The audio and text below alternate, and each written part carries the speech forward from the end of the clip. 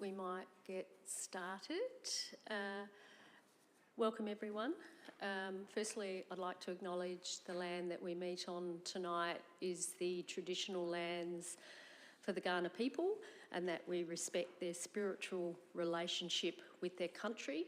We also acknowledge the Kaurna people as the custodians of the Greater Adelaide region, and that their cultural and heritage beliefs are still as important to the living Kaurna people today. We have everyone here. There are no apologies. Are there any motions to grant leave of absence? Councillors? Being none. There are no leave of absence. There's no non-attendance. Public open forum. Now, Richard, you're going to talk just before the item for Relay for Life, okay? So we'll move on to, anybody else want to talk in public open forum? No? Okay. So we'll move on to deputations, and we have Mr. Damien McGee, Gawler and District Tennis Association. Thank you. Good evening, everyone. My name is Damien McGee, and I'd like to acknowledge Mayor Karen Redmond, Deputy Mayor Nathan Shanks, elected members, council staff and CEO Henry Annett. I've been president of the Gawler and District Tennis Association for 19 months, and tonight I represent our association, its member clubs, affiliate clubs, life members and local tennis players. I'm joined in the gallery tonight by committee members Jane Polito and life member Sue Rischiat, association head coach Jason Todd, and Jessica Gardner, who is the Club Development Officer Metro North for Tennis South Australia. On behalf of the association, I'd like to address the Chamber tonight to confirm our commitment to partnering with Council to the redevelopment of our tennis courts as part of the Town of Gawler Essex Park Master Plan. As you are aware, the Greater Essex Park Master Plan was adopted by Council in 2021 and included Stage 1 of the Essex Park and Aquatic Centre Precinct Stage 1 plan, where it was identified as tennis court resurfacing for 10 courts, two new tennis courts and shelters, and replacement of tennis court lighting with an LED system. Our current 10 hard courts were first laid in 1999, and they're expected to last 20 years. They have been in active use for the last 24 years. Over the last 2 to 3 years, we've seen an accelerated deterioration of the playing surface to the extent where we undertook emergency repairs 4 months ago at expense to fix large structural fracturing, as we had safety concerns for our players, especially the kids playing tennis. If we did not undertake these repairs, our current and future seasons would have been in jeopardy. The nature of tennis court repairs is they can last between 6 months at worst and 18 months at best. As we stand, future seasons may see us need to seek alternative courts for competition play and practice, most probably at the Playford Courts in Elizabeth, which we put our association behind for many years. Our courts in their current state do not allow us to lobby Tennis SA for various camps and tournaments, as they are not to the required standards to host such events. The redevelopment of Essex Park will provide great community value. The Chamber would be aware of the studies that were detailed during the 3 football club deputation at the August Council meeting, where we know $1 spent on local sporting community infrastructure benefits the community $7, making local sporting infrastructure investment commercially worthwhile. The social benefits of sporting infrastructure investment would also be well known to this Chamber, including increases in community inclusion and increases in better mental health outcomes due to healthier lifestyles. All this supports the Greater Gawler Community Plan.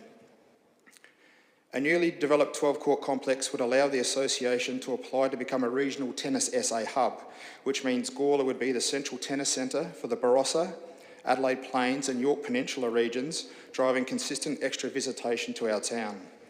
A 12-court tennis complex would also allow Gawler to lobby for more Tennis SA and Tennis Australia sanctioned tournaments, which would bring us regular intra and interstate visitation to the town, driving positive economic outcomes for Gawler businesses. To note, we would expect a 12-court redevelopment to last 20 to 25 years, which is important given Gawler's current and expected population growth rates in the near term. Our wish is to partner with Council and to pay what we can to contribute as a leading community organisation. Our plan remains on track to be investment and shovel ready by July 2024, and we specifically commit to funding the detailed plans of the 12-court redevelopment, LED lights and fencing. These detailed plans should be finalised by end of February 2024, if not sooner, and this is the cost of the association of approximately $33,000. We also specifically commit to a $100,000 contribution directly from our association. We also commit to applying for a community loan of the $100,000 maximum under the current policy so we can reduce as much as possible the impact of direct council investment. We specifically commit, most importantly, to partnering with the council to apply for all and every applicable grant, including the Tennis Australia Court Rebate Program, which is specific to the sport of tennis. Tonight, we ask our stage of the Essex Park Master Plan be considered for the upcoming 2024-25 Town of Gawler budget. We ask to be considered as a priority for local sporting infrastructure investment in the budget bidding process. I'd like to thank the Chamber for passing a motion last year to sponsor our association for $5,000 for marketing. This sponsorship directly allowed us to engage a local social media company to increase our profile, leading to attract new players and re-engage with players to play tennis again. Specifically, we've been able to market ourselves to attract some of the state's best tennis coaches to base a tennis program at Essex Park, and thanks again, Jason, for coming tonight. We would like to thank more specifically Mayor Karen Redmond, who has been a long-time supporter of our association and tennis more broadly for many years. We also thank Deputy Mayor Nathan Shanks, who recently gave up his Sunday afternoon family time to volunteer at our Bunnings Sausage Sizzle.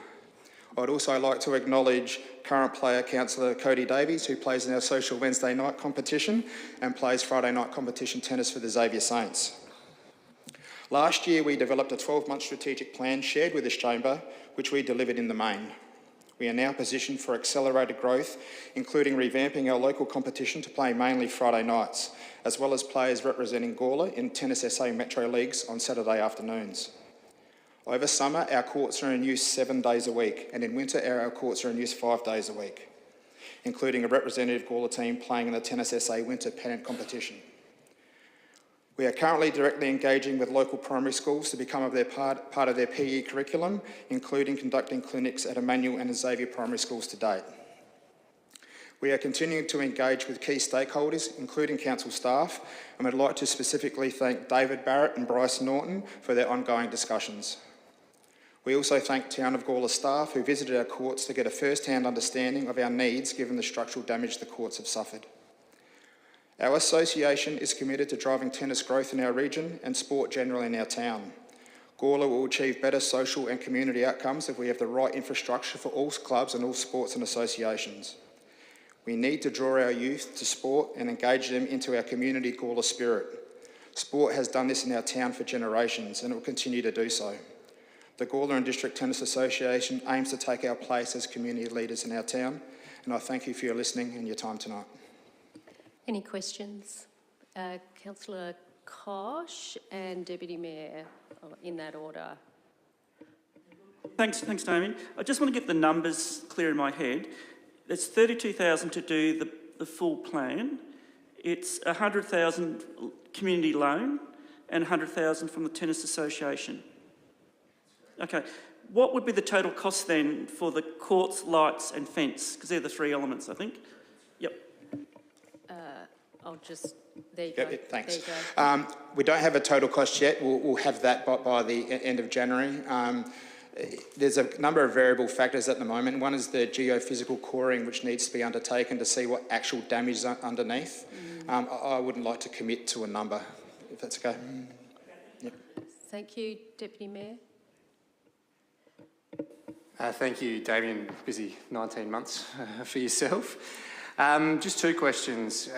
Cost of the association for your Band-Aid in making your courts for that temporary fix, and then also the Essex Park Master Plan, as you know, has bigger aspirational goals, shelters, etc., etc. I noticed that you've purposely seeming to focus on the fundamentals to get you to a level, and then I'm assuming try to build from there, as council obviously in the community would support, because we support the Essex Park Master Plan. But just wanted you to touch on the thinking behind that, if you could, and the cost of the Band-Aid. The cost of the Band-Aid was $8,200.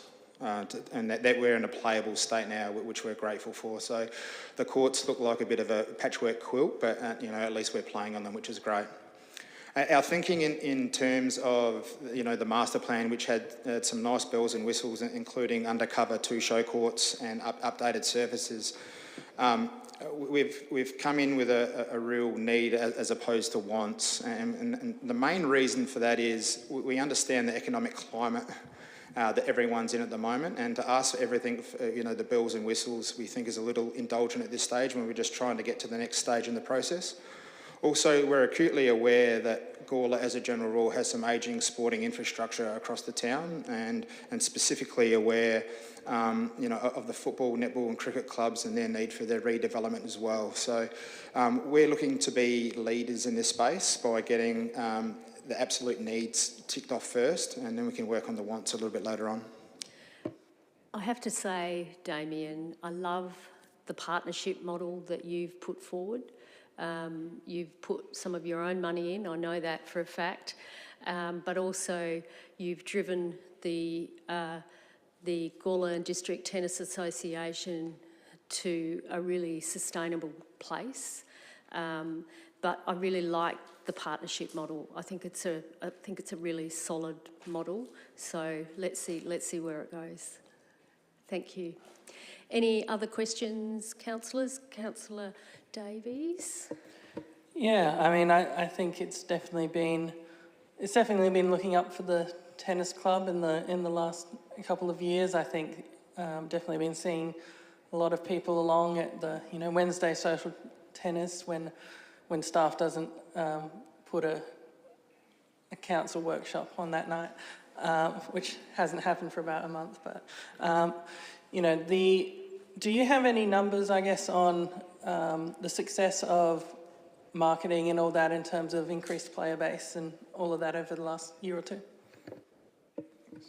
Our social competition has increased by an average of 10 players a week. That's on a Wednesday night. Our coaching originally was 5 days a week. Now we have 7 days a week where we have a number of different coaches, running through our system. We have 4 extra junior teams from this season to last season, and we have 4 extra senior teams from this season to last season. We expect and plan to execute a bigger growth on that, including conducting some preliminary discussions with Barossa Valley Tennis with a view to consolidating competitions to make the competition even bigger and stronger. Thank you. Any other questions? No. Thank you. Thank you, Damien McGee, President of the Gawler District Tennis Association. Okay. Declarations of interest. Yes, you've got your hand up, Councillor Koch. Yeah, I'll be declaring just general interest for item 11.2, the Gawler Business Development Quarterly Report. And I'll state my reasons when we get to it. Pen. I need to write that down. Hang on a minute. So, what item, sorry, what was it? 11.2, Gawler Business Development Group Quarterly Report. Oh, okay, general interest? General interest, yep. General conflict.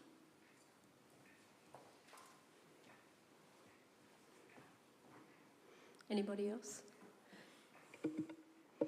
Thanks, Mayor. I'll be declaring material conflict for item 10.2, the Relay for Life sponsorship proposal, and 11.2, the Gawler Business Development Group quarterly report. Okay. Councillor.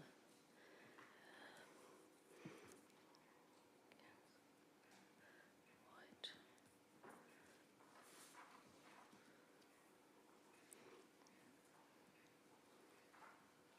I'll ask you to declare that conflict when the matter comes up for discussion. Thank you. Any other any conflicts of interest? No? Okay. We'll move on. There's no adjourned items, there's no petitions. Okay, so we go to confirmation of the minutes. We have 1, 2, 3, 4. I'll do them individually. Ordinary Council meeting 24th of October 2023. Thank you, Councillor Davies. Moved. Seconded by Councillor Hughes. All those in favour? Carried unanimously. Special Council meeting 25th of October 2023. Councillor Vallelonga and seconded by Councillor Davies. All those in favour? Carried unanimously. Special Council meeting 8th of November. Moved by Councillor Davies, seconded by Councillor Hughes. All those in favour? Carried unanimously. 15th of November, Special Council meeting 223. Moved by Councillor Hughes, seconded by Councillor Davies. All those in favour? Carried unanimously. Thank you. Any business arising from those minutes? No? Okay. So we've got that.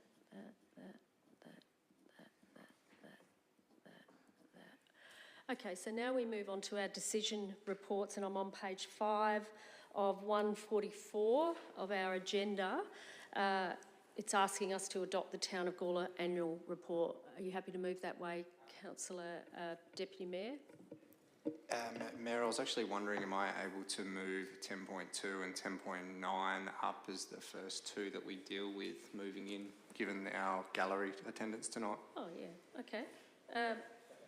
So you want to move that forward, and Yes. seconded by Councillor Samble, that we move 10.2 and 10.9. Yep, in that order. Have you got that, Susie?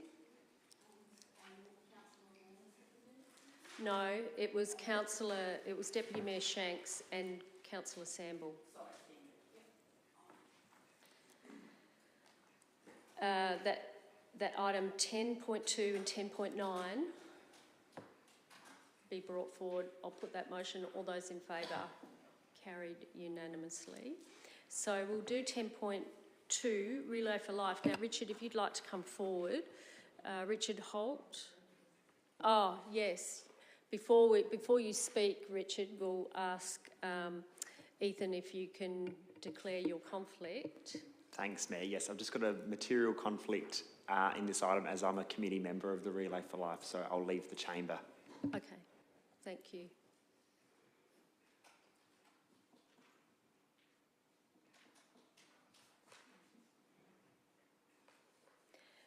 Okay, Richard. There Thank you, go. Mayor. Yes. Mayor, councillors, ladies and gentlemen of the gallery, thank you for this opportunity just to do this very brief presentation. It's not so much a presentation, it's actually an acknowledgement by our committee. We'd like to thank past councillors for the sponsorship that has gone on previously, but more so with the request for sponsorship before you tonight, we'd like to formally acknowledge the wonderful work that Angus Whitby from Council has done in consulting with us in a very professional manner about the sponsorship agreement that's before you. We also acknowledge the fact that Angus has shared with us the Sponsorship and Grant Assistance Acknowledgement Requirement Guidelines, which, as we understand it at this point, is actually a draft policy document. And having reviewed that, we already see that for the level of request of sponsorship and what's being asked of us to comply with, that we have already in the past been meeting that and in many cases exceeding that, and it presents no concern to our committee. And we very much look forward to Council's decision tonight regarding our sponsorship agreement. Thank you. Thank you. I have to say the Relay for Life event is one of the best run events in Gawler. Thank you. I've been involved over many, many, many years, and it's exceptionally well run. I'd like to congratulate you. Thank you. Yeah. Okay. So, Relay for Life sponsorship, and I'm on page 8 of 144, and we have an officers. Are you happy to move that way, Councillor Hughes? Yeah, and thank the Relay for Life team. They do meet all the guidelines and have presented to us and given us a really thorough report at the end of every event. and the events are really well run, and it's amazing to see people from so many different country towns and other areas come into Gawler and be represented as well. So it's a lot of hard work over quite a year-long process to get it together, and then you've got all those hours beforehand too, and the weekend. So yeah, well done, and thank you. Yeah, happy to move the motion. You want to second it, Councillor Hennessy? Okay. Yeah, happy to second, but just a couple of questions. Just for absolute clarity, can I ask the question that there'll be in the ongoing sponsorship that will not include the installation of a cross street and 6 portrait banners, which happened this year at a cost of $2,100? David Barrett, can you turn your mic off? Thank you. So through the Chair, correct, that doesn't include that. That was the Race to a Million promotional campaign that Gawler Relay for Life did, so that actually has passed now, so no, it's not included in that sponsorship. Thank you. And the second one is, I must admit, I hadn't realised that the sponsorship and grant assistant acknowledgement is still in a draft form. Can we have some indication when that's coming back for adoption, please? David? So through the Chair, it's been extremely challenging getting feedback from our major sponsors in terms of the people we paid the majority of sponsorship to. In fact, we've got no responses apart from the Relay for Life, who have recently become a sponsor, so it's great to have that feedback. Donna Johnston is working hard, calling on a weekly basis these people to try and get feedback. Without that feedback, we couldn't represent it to council because the requirement was to have that feedback from those groups. So as soon as we get that, we'll bring it back, but it's been a challenge. So how long will you wait? So through the Chair, we'll intend to present this early in the new calendar year if we don't hear by the end of this calendar year. Thank you. Okay, so we've got a mover and a seconder. Any other discussion? Councillor Davies. Yeah, definitely happy to support this, noting it has raised over $1 million for cancer research. It's a very, as far as investments go, I think this is a very good and efficient one. Thank you. It is. You've done exceptionally well. $1 million is no easy feat. So well done. And I think many cancer patients would say thank you. Okay. Any other discussion? If not, Councillor Hughes, are you happy for me to put the motion? I'll put that motion. All those in favour, please raise your hands. Carried unanimously. How about that? Awesome. Okay. So now we'll do 10.944.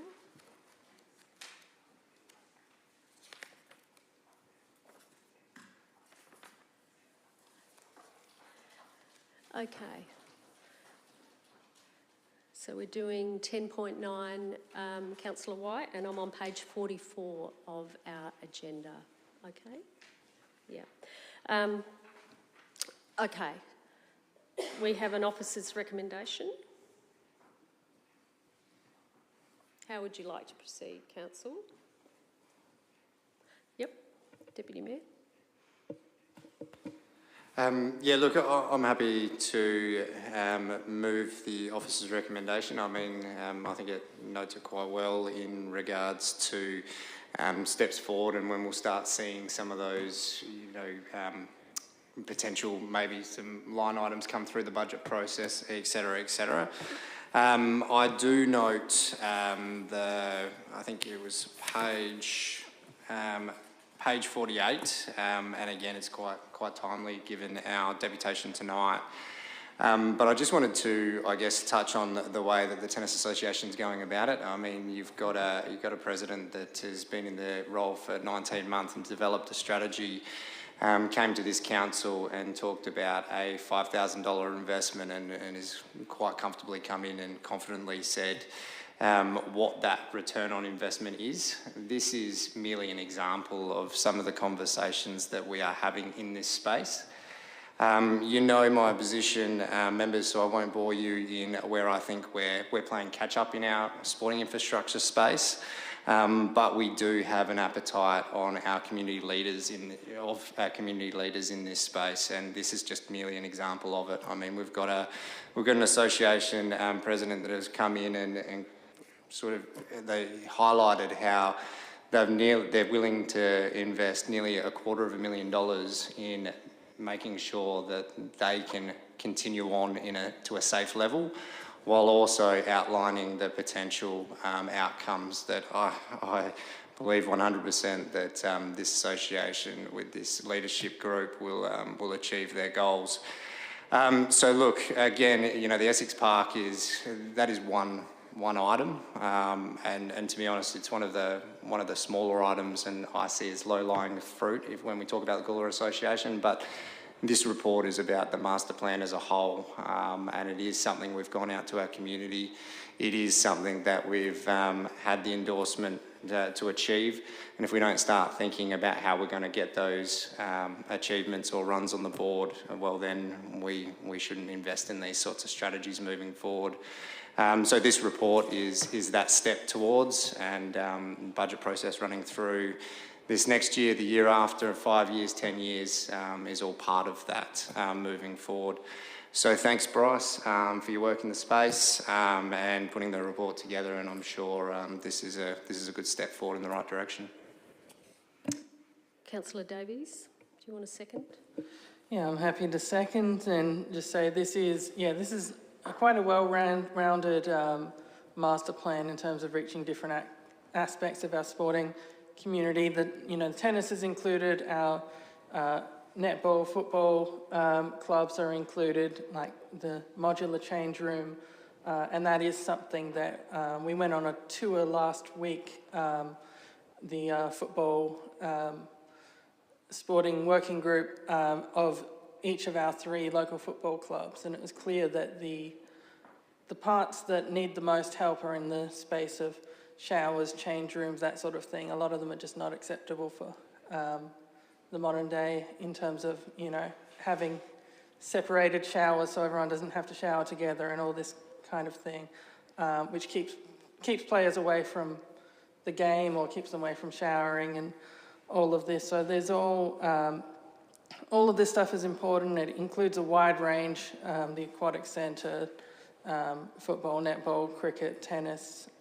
So yeah, it's a great plan. Happy to see it continue. Any other discussion? Councillor Hennessy and Councillor Koch. Thank you, Mayor. Yeah, I'm also pleased with the report. I like the fact that we're going about this in a very equitable way and at a slow and steady pace. So I welcome this report.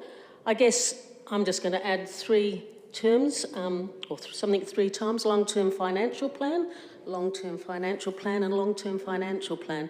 I think just because we're having these reports coming back to us, I know the community is really keen, but we know we've got a particularly difficult situation at the moment, so that accurate costing and the timing of this will become critical, I think. Councillor Koch. Thanks, Mayor. I've got a couple of things, but I agree with Councillor Hennessy. The long-term financial plan is critical, and the timing of how it rolls out is critical, and the priorities, that's very important. I just want to go to the style guide, because I've got some issues around the style guide, but we're going to adopt that as well. So that's on page 49 of 844. So if you want to go there, I can just go through a couple of things. Yeah. 49. 49. 49 of 844. Yeah. That's of the attachments of mine. I got it. Yep. Now, the first one is to do with recycled materials. I've found in landscaping... Oh, yeah. Yep, in landscaping, sometimes it costs more to use recycled material than actually using, good materials to start with. Mm-hmm. I'm concerned about the overflow from the roads, because sometimes you get a lot of oils, etc., and debris off brakes going into garden beds. That's an issue. I'm concerned about the backwashing of the filters, because you've got salts. Concerned about the pH salts and chlorine, and that's detrimental for plant growth. Just a technical thing about EV charging. They're actually not chargers. They're actually electrical vehicle supply equipment. The chargers are on board the car, so they're actually EVSEs, they're DC chargers are the big box, which provides direct current into the battery. So you're now on page 50? Yep, page 50, the next one. Yeah. They're actually EVSEs because they're just a switch to deliver energy to the onboard charger. Then I wanted to talk about the comment that says that Gawler has a very low canopy, between 10 and 19%. I think that down the bottom. down the bottom there. Yeah. Now I think that includes Cuddler.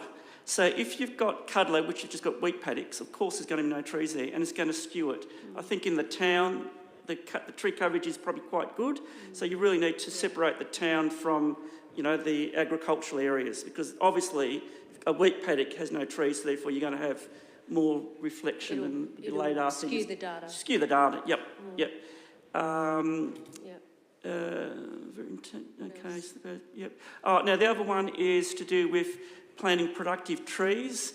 I've had some experience in this. They're very expensive to manage, trees, and you get a lot of slip hazards, for example, from the fruits. For example, I was down at Aspire the other day, and there's a lot of ornamental plums on the footpath, which would be slip hazards. So you have to be very careful about... Are you talking about larger deciduous street trees? No, it says productive trees that can contribute to local food security. Oh, right. Okay. That's the last little bit down the bottom. Yeah. Because, I was involved with managing some fruit trees up in the Barossa, and it was a lot of effort trying to manage fruit trees in an urban space, in public spaces. Very, very hard. And I just want to slip down to page 67. Oh. 67. Hang on. Let's get there. 67? Yeah, and I've got a bit of concern about... 67, yep. The plants are okay, they're all fine, where are we? Now it talks about EPDC rubber shortfall. Now that's ethylene, propylene, diene M, yep, okay? yep. That's what that is. And it's made up of crumbed up tyres. Now, if you look into any research in that, there is concerns about the production and also the off-gassing from that material, and then you've got the end-of-life issues later on. So really, it's just taking a waste product from, the car industry, turning into something before it goes to landfill or something else. So I would be just a bit concerned if we're saying we're going to put, saying, well, that's really good, because it is. Yeah, it's EPDM, which, anything that ends in ENE is a bit of an issue. So anyway, that's just my concerns. Yep. Thank you for that. Any other? Yes, Councillor Samble. Thank you, Mayor Karen, and thank you to Damien and the committee. I think the only thing that, there's a couple of things. On page 49, it indicates there about the Gawler Vintage and Veteran and Classic Vehicle Car Club and so forth. Well, I'm not sure why that's still sitting in there, because they've completely moved away from that area, even though it's possibly only for information. But in the fantastic report and the very exclusive report we've heard from Damien and from the tennis club, that is what I would like to hear from the 5 other groups that are gaining from us voting yes for this motion tonight. All these on page 49 also are going to get approved by this motion. I feel very happy about approving what we've heard tonight to do with the tennis club, because it's on the track, which is a green light all the way. But we haven't heard a lot from these others.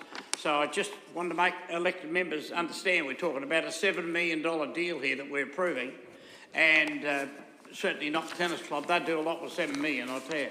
So we've just got to be a bit careful when we approve these sort of things, because I know it's only money, isn't it? But, we've got to get reports like we've got from Mr McGee tonight from every one of the sections that we're committing the money to. I'll certainly support the motion, but I don't like the way it's actually put together, because we, as the Deputy Mayor said, we have to move forward and we have to make sure that we increase these facilities because of our community needs. Thank you. Any other discussion? If not, Deputy Mayor, are you happy for me to put the motion? Yep. couple of closing comments, if I could. Mayor, firstly, thanks for the debate, members. I guess a couple of things just to point out. You know, the Essex Park Master Plan is that aspirational goal that we went out to our community and said, you know, is this something we're looking at? And we've tweaked it along the way over the time. What we're talking about when we touch on the association, which even the President here tonight was not confident in saying, hey, you know what, I'm going to throw a ballpark figure at it, because what that master plan is our wish list. It's what we want to achieve as an aspirational goal. Now the onus is on us partnering with our sporting community to understand the how we deliver on these things. And we are blessed to have such a strong sporting community, and members know the movement in the space in regards to the working group that we've now established, where we are having those discussions. And we also do have sporting associations like the tennis club that have already started in this space. And imagine if we can come to a strategy that uses the Gawler District Tennis Association model on how to do things. I guess where things are a little bit different is the Tennis Association is smaller in geographic, but it definitely contributes to the community as a sporting opportunity for our kids and the like as well moving forward. But again, the master plan is that wish list, is that what we want to achieve. Step by step on how to get there is appropriate. Is appropriate modelling when we step into this space. Also, you know, when we talk about the nitty-gritty on how the delivery, again, those stages that we endorse through our budget cycles and our partnerships that we take advantage of when they come about, we'll start talking about the traffic control management, the sediment control that Councillor Koch touched on. Absolutely, those are all items that we do need to look at stage by stage. And then try to contribute to our overall vision that we all got behind and supported. So yeah, look, I'm again more than happy to support the report, and really looking forward to delving into the reports to come in this space. The debate is closed. I'm going to put that motion. All those in favour, please raise your hands. Carried unanimously. Okay.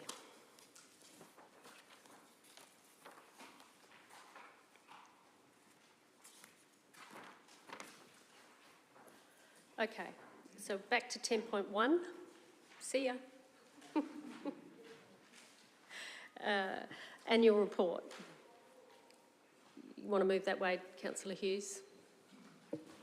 Yeah, and thank the staff and everyone for the report. It's really quite detailed. Also some good photos, but I think it sort of captures. I think it does really capture. You know, there's so much going on within the town, and it is a document that we are required to produce every year. It is an important document, but it's also sort of historic document that gets filed away.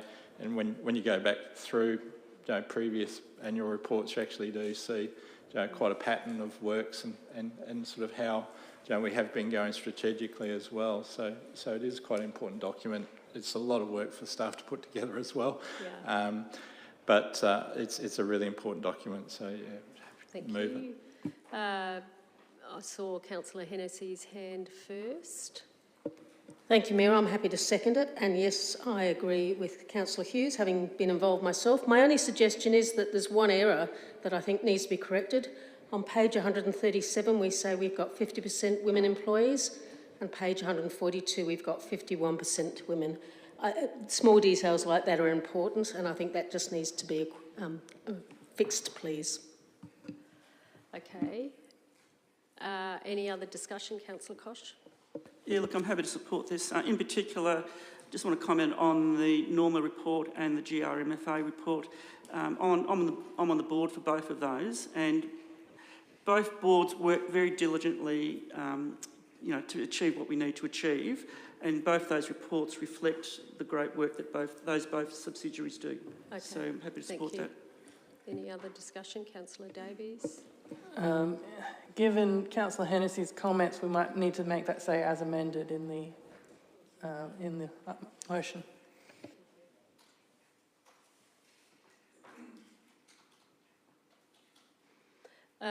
You might want to put the page numbers. What was the page numbers, Councillor Hennessy? No, I'm not. I'm just going to ask you what the page numbers are. Yep. Okay, thank you. 137 and 142. And 142. Thank you. Okay, right. Any other discussion? Councillor Deputy Mayor? Thank you, Mayor. Yeah, look, I've got on my notes here that it was a really good, easy read. I think what I liked about it is the language was simple to follow. I did have a note for myself that I need to go back and reread it again because, as you know, Mayor, we have a lot of reading that 700 pages that we've embarked on over the days. So this was one of those ones where I'd want to go back and go again on it, but I just wanted to commend the layout of it and the flow. Yeah. I think that was really good, and there's some good fun facts in there, I call them, which, you know, just touching on the training that elected members need to do. The attendance record, I think, is just good to show. That's around the elected members, but then even just touching on the diversity of staff, the snapshot has been used in there. Population, you know, not everyone understands the actual overall population of the town of Gawler, so updating there manually, I think, is a good thing. But yeah, I just wanted to make those comments. Thank you. Okay, Councillor Hughes, do you want to wrap up the debate, or are you happy for me to put the motion? I'll put that motion. All those in favour, please raise your hands. Carried unanimously. Thank you.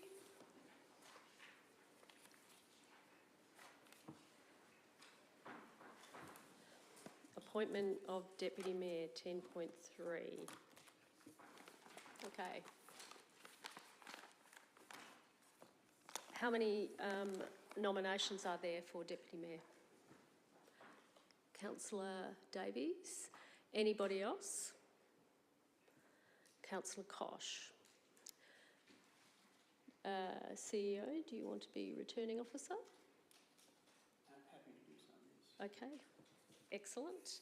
So, Susie, what's the process from here? No, you can use your mic. Yeah. I'll just bring the process as adopted in our code of practice for meeting procedures up onto the screen. So the procedure is we've got some ballot papers here. There's the 2 nominations for Deputy Mayor. So the ballot papers will be handed out. Where there are 2 candidates, it's first past the post method. So indicating on the ballot paper who your vote is for the Deputy Mayor position. So have we got slips that we can fill in? Yeah. Yes, got the ballot papers. Can we have them handed out, please? Yeah, it's item number 10.3. 28th of November.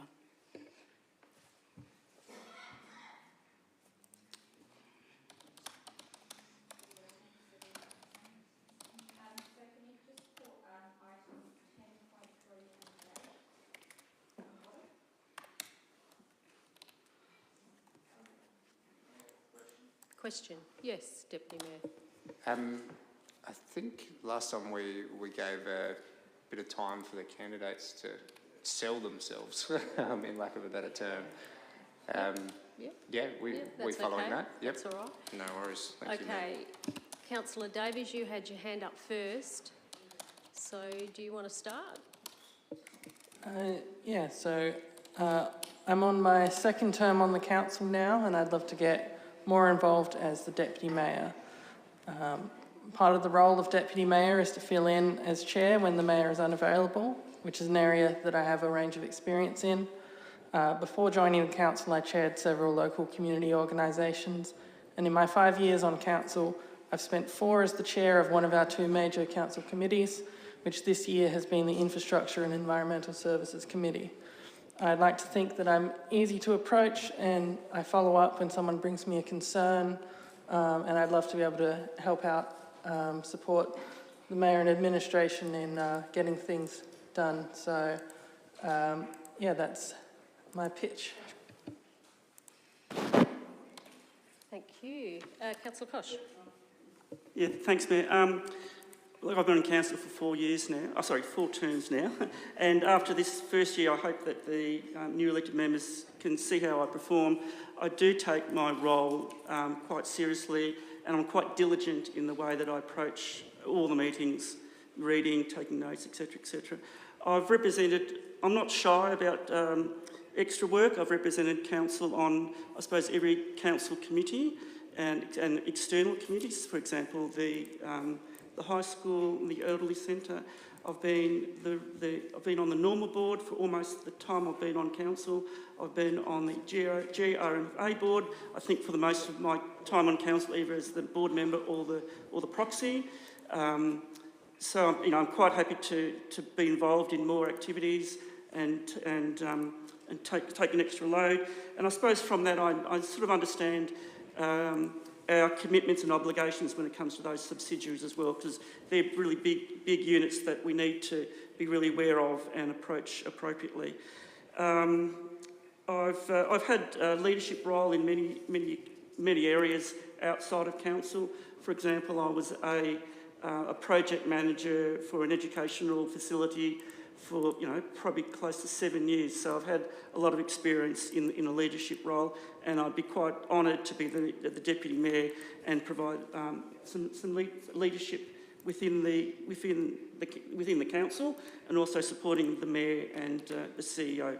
And it would be an honour to be the deputy mayor, and my offer still stands. If I get this role, I would donate the extra money to some project within council. Okay. So I wouldn't take any extra money. Thank you.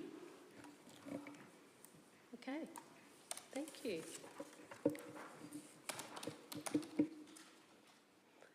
What would you like to say, Councillor Samble?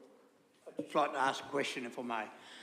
Because we've got young members on as elected members now, and our deputy mayor at this particular point in time is Nathan, I just wondered if it would be at all fitting that Nathan could maybe just give a couple of minutes on what he has experienced for the last 12 months to be the deputy mayor and what is inhaled from it. I think we'll leave it as Councillor Davies and Councillor Koch. I appreciate that Nathan probably has some thoughts, but I think we'll leave it at that. Yeah, and we'll focus on what Councillor Davies and Councillor Koch has said. Okay. All right.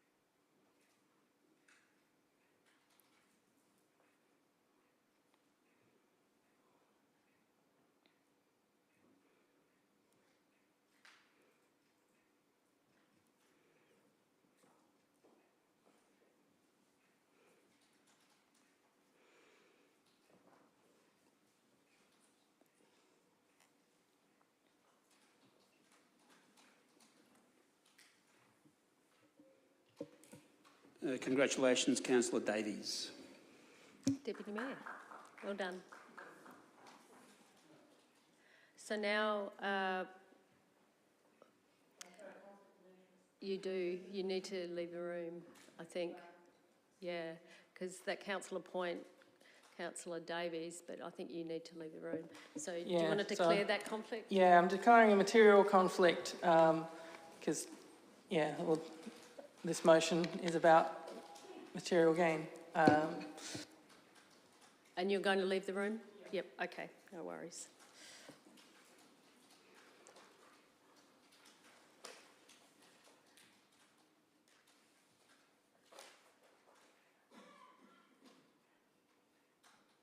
Okay, all right. Officer's recommendation. Oh, we've got 3 hands up. I saw your name, I saw your Councillor White. Thanks, Mayor. Yeah. I'm happy to move the officer's recommendation, but I've beaten the Deputy Mayor at the moment because I'd like to first of all congratulate Councillor Davies, but I would also like to include in there to thank Deputy Mayor Shanks for his work in the role for the past 12 months. I think he's done an exceptional job. And particularly as a new elected member, having the support of both the Mayor and Councillor Shanks in that sort of leadership role has been extremely beneficial. So I appreciate the fact that he's bowing out gracefully now after 12 months. But in the same breath, would also like to congratulate Councillor Davies and look forward to seeing him work alongside you, Mayor, with the administration and CEO. And I think it is a great... Something I would like to make comment of is the way that the town of Gawler operate our chairs and Deputy Mayor on the 12-month rotational basis. I think it's a great opportunity to allow that rotation of newer members, more experienced members, so everyone gets a go, which I think is, commend that culture. I think it is good to have different people in the role. It helps develop their leadership skills and, I'm happy to work with anybody. Okay.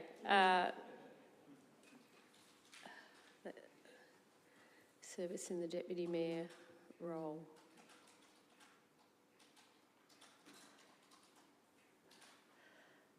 Okay. Of the past 12 months. Okay. All right. Okay. Who you want to move that way? Councillor White, seconder. You want to move that way? Second. Seconded by Councillor Hennessy.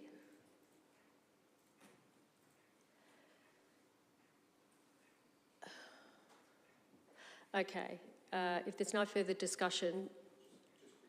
Yep, sure. Firstly, thank you, Councillor White. We don't take on these roles for the recognition, but it is always nice to know that an elected member acknowledges what you were set out to try to achieve.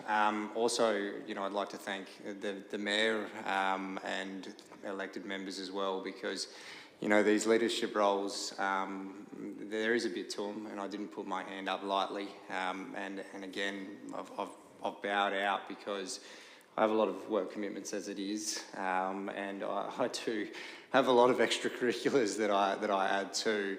But I did sort of set out to try to be that additional support and an additional, different set of eyes coming into my second term, vividly still remembering my first term. So I do hope that was an asset that elected members were able to use if they needed to. That said, I'm obviously still around and happy to support those whoever needs it. But I just wanted to touch on Ethan White's point on the rotation thing. I think it is a good system, and one that I commend us to keep on going with, because it does allow that sharing of roles and different experiences for those that want to put their hand up and have the opportunity to. I'd like to congratulate Councillor Davies as well, and I also just wanted to touch on, originally we were debating last November in the value of a deputy mayor. I noticed tonight we didn't actually touch on that. So, I think that's a compliment to the group as the way we've tried to provide that consistent leadership, whether it's through subcommittees, this chamber, and as a whole. I think it is a compliment to us all. Okay, any other discussion? If not, we've got a mover and a seconder. You happy for me to put the motion? I'll put that motion. All those in favour, please raise your hands. Carried unanimously. If somebody can bring... Thank you, David. Bring Councillor Davies back in.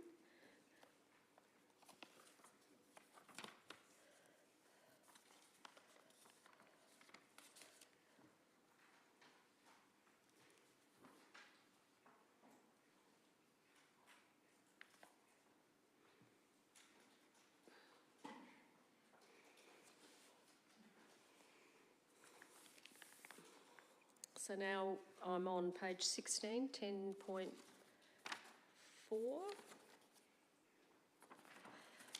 Appointment of member to the Council Assessment Panel. Who wants to go on the Council Assessment Panel? And we need 2 deputy members as well. Who would like to do it?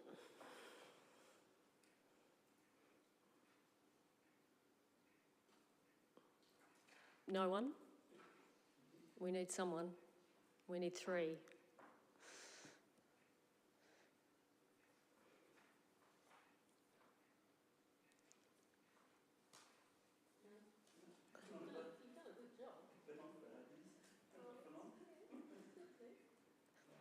It's a lot of work, isn't it?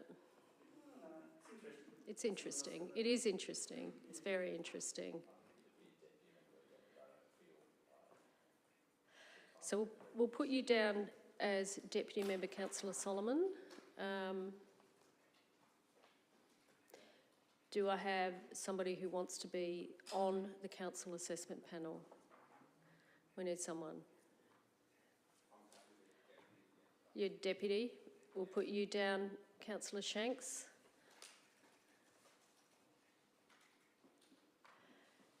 Appoints councillor to the Council Assessment Panel. Anyone?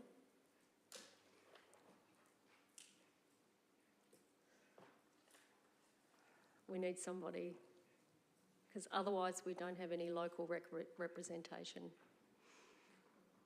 And it's really important that we have somebody on there.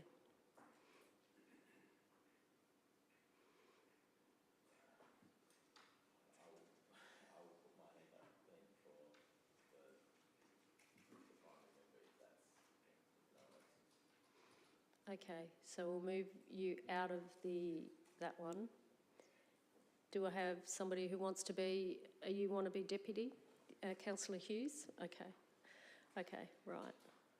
Thank you. That was a little bit painful, but yeah, a little bit difficult.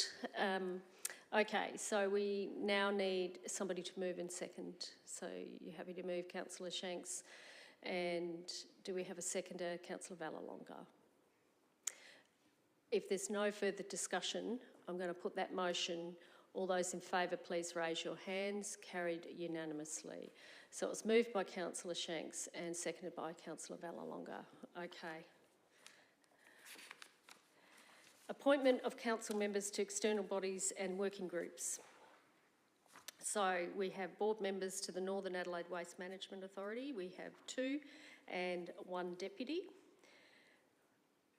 We've also got be appointed as board members Chief Executive Officer and Manager Environment and Regulatory Services Deputy.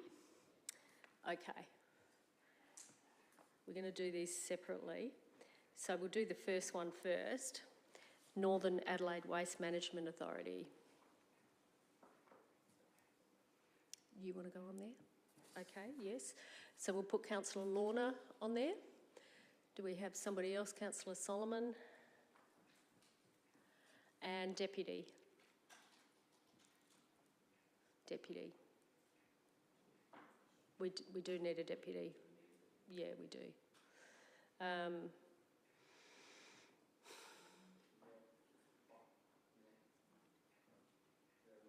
Okay.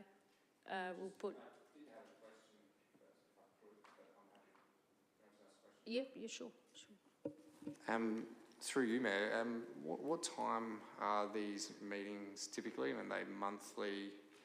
I'm just trying to gauge what time are what sort of commitment. meetings?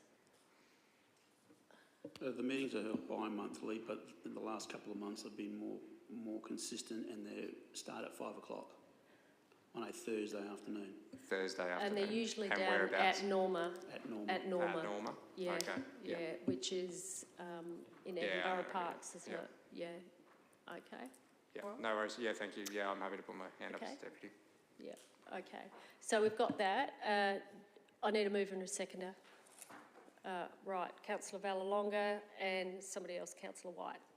I'm going to put that motion. All those in favour? Carried unanimously. Yes. Yes. Yes. There's a meeting on Thursday, which is the 30th of November. Does the existing board members attend, or the new lot? No, this will be a resolution of council, so it will be active as of tomorrow. So those three have to attend. No, to attend Thursday's meeting. Yes. Okay, that's fine. Good. Yep. Okay. Well, that's where we have Councillor Shanks as your deputy. Okay, so we'll move on to the next officer's recommendation that the CEO and the Manager Environment and Regulatory Services is deputy. Moved by Councillor Hughes. Do we have a second to Deputy Mayor Davies? All those in favour? Carried unanimously, thank you. Officer's recommendation to the Gawler Health Advisory. Do you want to do that again, David? You're happy to do that again? Councillor Hughes. Anybody else? No? Okay.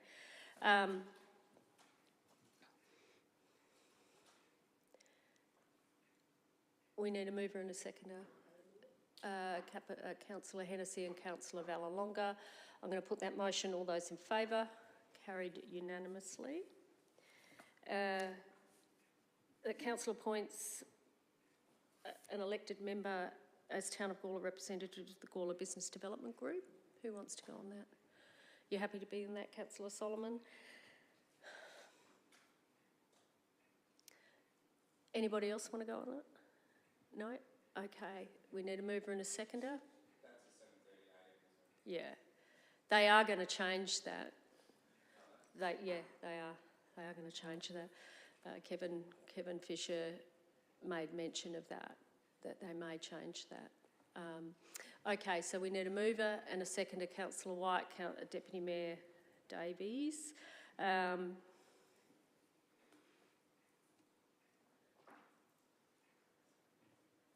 Councillor White, Deputy Mayor Davies.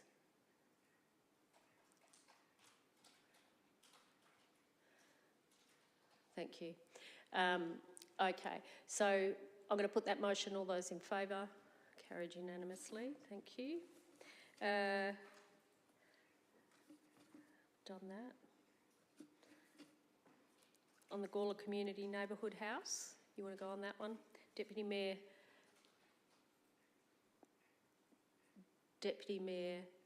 Davies. So it's not councillor, it's Deputy Mayor.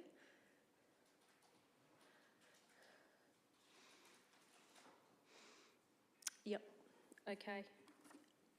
You're happy to move that way, Councillor Hughes and Councillor White, and I'm going to put that motion. All those in favour? Carried unanimously. Right.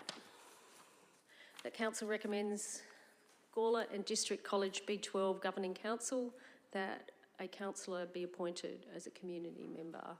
You want to go on that, Deputy Mayor Davies?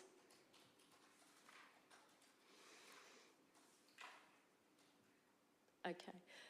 Anybody else? No? Okay. I need a mover and a seconder. Councillor Vallelonga and Councillor Hughes. All those in favour? Carried unanimously. Okay. So that... Yeah? Yep. Through you, Mayor, if I could just let the meeting know, because the Deputy Mayor election was only at this meeting, it may auto-correct when I select Councillor Davies, because I haven't had a chance to update the Info Council system with that, but I will make sure the minutes of the meeting reflect that. Thank you. And also just with this upcoming report, just in the second officer's recommendation, I would like to point out I did incorrectly draft for the remainder of the council term. That was meant for the committee structure establishment or re-establishment of the committees in the first one. Yeah. And I understand the 12-month appointments, so apologies for that. So you want us to move that first? You want us to move that first? The officer's recommendation, the first one. There's two. Yes, that's correct. Yeah. You're just in that order. Okay. To establish the committee structure and then do representatives. Yep. Okay, no worries. All right, so the first officer's recommendation is to identify that a reconciliation action plan working group, elderly centre advisory working group. We also have ageing well. Where's that? As I mentioned in the report, I didn't include the two committees that were established since the Elderly Centre and Reconciliation Action Plan. The committee structure review was resolved at the meeting in November 2022, and those other two groups were established post that. So I did not include them as part of this review. Okay, thank you. All right. All right. It just means that if we move this motion, what happens to the Ageing Well advisory group? Because we're not including it in this. Because it continues with the existing committee structure established at the ordinary council meeting. Council continues with the working groups established and adopts the updated terms of reference for each group. Yes, that's because those committees were only established for 12 months per the resolution at the meeting in November. So if we don't re-establish them now, their term expires. Okay, all right. Okay, who wants to move it? Councillor White. Do I have a seconder? Councillor Hughes. Alternative motion to this. I'd like to move to include option 2, which is in the meeting notes and the agenda, which is that we continue with the current composition of the CCS and IES, but update the terms of reference for all the other aspects. So the motion would read updated terms of reference for each committee, but maintaining the minimum of 7 council members for the IES and CCS committees. And I'm happy to speak to that. Yeah, I agree with that. Can I speak to that? Yeah. Mayor, thanks. So look, I think all the updates in the updated terms of reference all make sense and they meet with the legislative requirements. And I thank staff that have worked on the review of these committees, as well as all the working groups and other committees that were taken into this large review. However, I'm moving this way because I believe that the reasons stated to change the IES and CCS in particular to cap the membership at 5 won't actually increase efficiencies. I think what we've showed over the last term is that members, and a vast majority of members, are very much interested in being a part of these committees. I think they're a bit more of a slightly less formal setting where we're able to discuss topics in greater detail so that when it does come to a council meeting, we are then able to, we've already had that deep discussion and workshop through it. What I think will happen, and I'm very confident will happen, is if we have only 5 members on these committees, there will be at least half of the members that will miss out on those discussions. So when it comes to a council meeting at the end of the day, there will be a secondary debate and a further discussion which will lead to inefficiencies, which I don't think we currently have. So while I understand the sentiment, I just think practically it's better off to maintain the status quo with membership. I think it's fantastic with the way that we operate. And also with the new legislation, we've only been in this field for 12 months. There's 4 newer members. We've sort of just gotten used to this structure. I think to change it this early on might be, I agree. Yes, we might be jumping the gun a little bit. So happy to update the terms of reference for all the other committees, update the minor adjustments for the IES and CCS, but keep membership at a minimum of 7. Okay, so we'll move this motion. We've got a mover and a seconder. Got a mover and a seconder. Sorry, Councillor White. Who was the seconder? My apologies. Oh, Hughes, Councillor Hughes. It was Councillor Hughes. Okay, so we've got a mover and a second. Any other discussion? If Councillor Koch. Yeah, I just want to have a look at the terms of reference for the CC, the Corporate and Community Services Committee. It's in the attachments. It's page 729 of 844.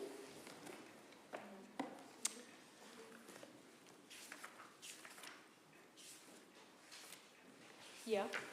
It's got the functions of the committee, and it says in the first one is, it says the committee is established to provide advice and recommendations to the council to review and develop operational aspects.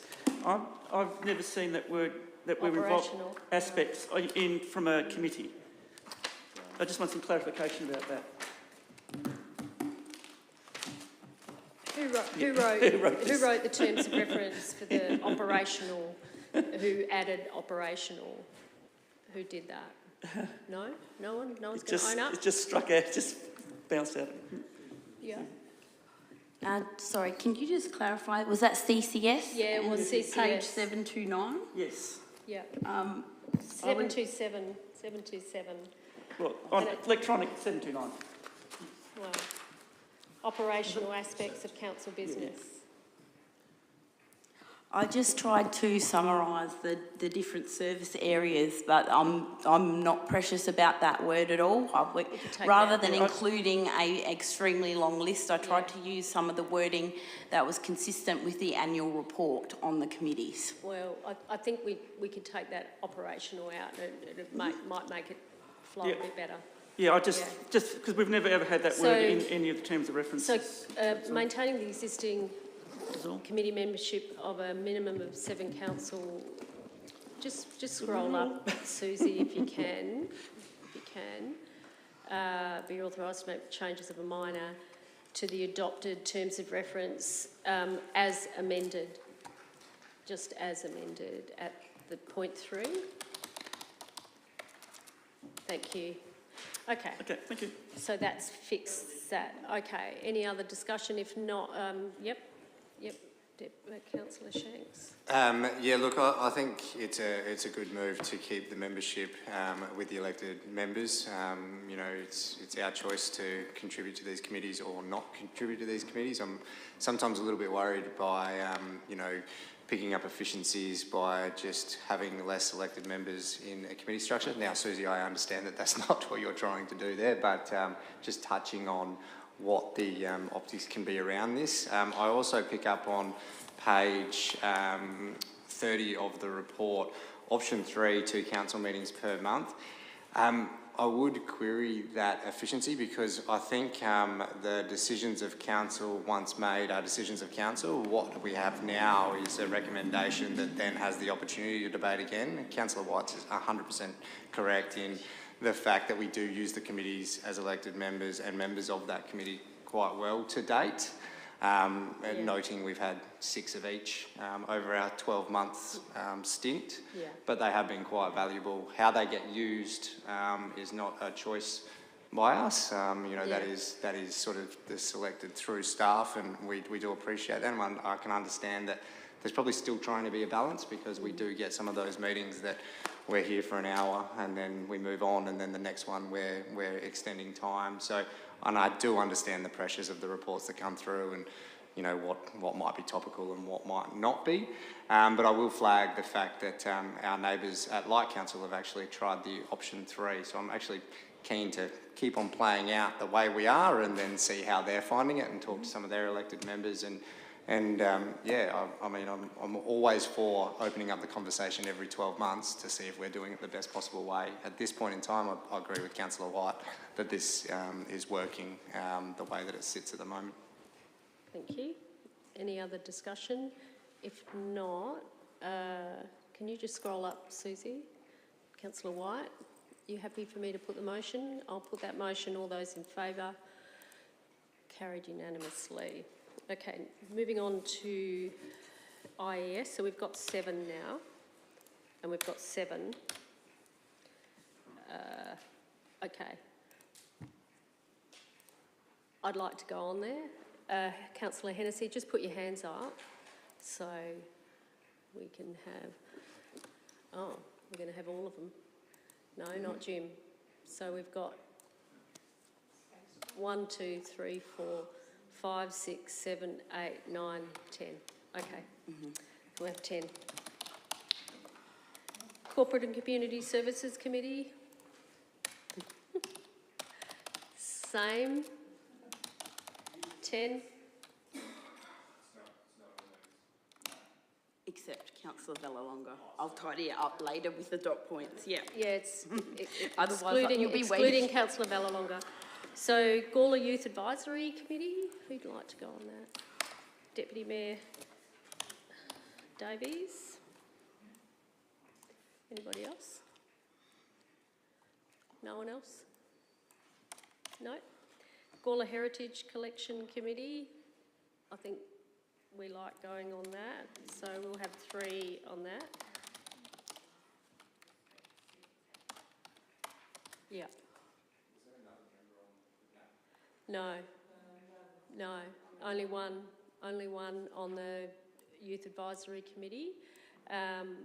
We'll move down, thanks Susie. Gawler Heritage, there's 3.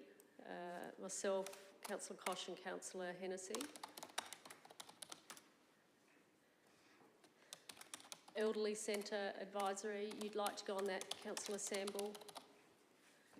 And Councillor Samble on that Elderly Centre. Sorry? I don't know. Elderly Centre, is that usually on a Friday? Yeah, it's usually on a Friday. During the day, isn't it? 9 o'clock in the morning. Thank you, Brian. Reconciliation Action Plan Working Group, Councillor Hennessy, Councillor Solomon. Councillor Solomon.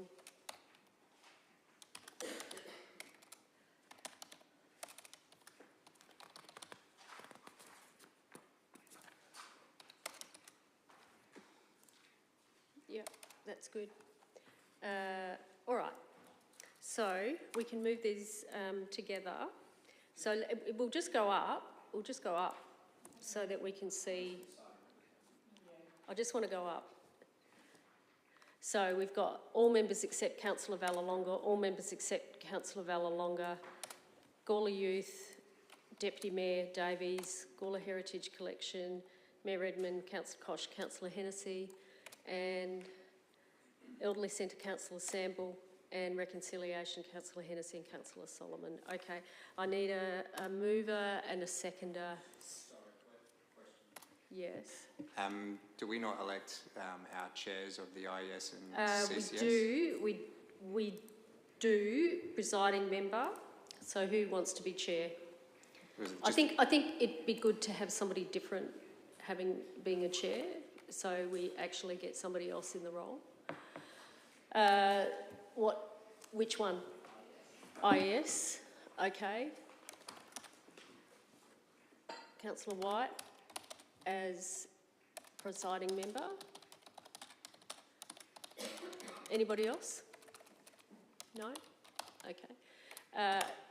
Moving down to the Corporate and Community Services, who'd like to be chair? Well, you're already chair, but I think it'd be good to have somebody else. Anyone else wants to be chair? I beg your pardon? You want to be presiding member for the IES? CCS. Okay. Okay. Okay. Anybody else wants to be presiding member? No? Okay. Presiding member.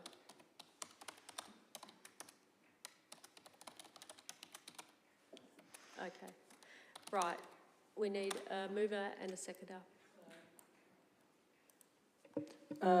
Just firstly, we need to change that bit at the top that says for the remainder of the council term. Yeah. Points for the remainder of the council? No, that's not right. It's for 12 months. But yeah, otherwise I'm happy to move the motion. I'll just, Okay. is it until the November count? November meeting, the Yep. November 224 meeting. Yeah. You might want to put that in there, Susie. 224, okay. Ordinary council meeting, yeah. Okay. Right, all members except Councillor Vallelonga, all members except Councillor Vallelonga. So just scroll down so we understand what we're voting on, because I can't see it. Okay, that's good. Yep, okay, right. Yes. Just in first question, in reference to the Youth Advisory Committee, how often do they meet? And secondly, is there a chance to appoint other members where there's vacancies on, for example, the Youth Advisory Committee or Elderly Centre Advisory Working Group later in the term? Well, we can. Or, yeah. We can, but currently there's not an appetite tonight. Yeah, that's fine. So for the Gawler Youth Advisory Committee, how often do they meet? Is that bi-monthly now, or is that? It is bi-monthly. It's bi-monthly. Yeah, it's bi-monthly. In that case, given there's not a second member, I'm welcome. Well, I'm open to the idea of making a cameo. So, I'll nominate for that as well. If Okay. Just scroll up. Yeah, there you go. Just Solomon, Councillor Solomon. Thank you. All right. Okay. Anybody else? Okay. So we need a mover and a seconder. You happy to move, Deputy Mayor, and seconded by Councillor Vallelonga. Right.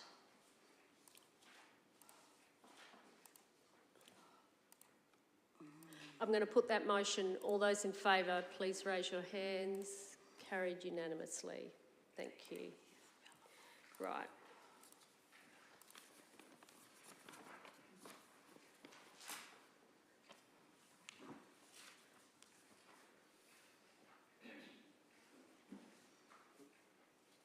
Okay. So we've got this, we're on to page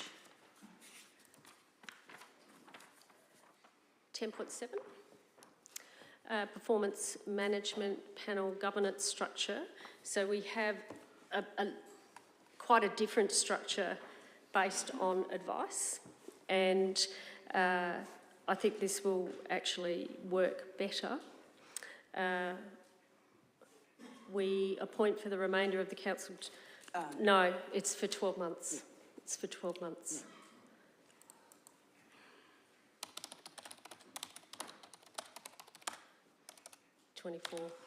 Thank you.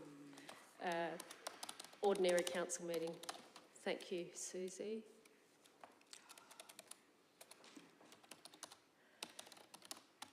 Okay. Okay, so how do you want to proceed? I want to be on the PMP. I think it's important that the Mayor and the Deputy Mayor is on the PMP. So I think that's important that you're on there, Councillor Davies, Deputy Mayor Davies. Put your hand up if you want to be on. Don't all have to be on it, but do we all want to be on it?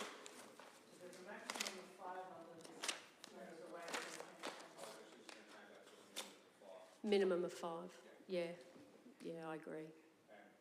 Yeah, because I think when you have a maximum, it just restricts, so I think, so put your hands up again and I can name you. So we've got Councillor Lorna, Councillor Kosh, Councillor White, Deputy Mayor Davies, Mayor Redman,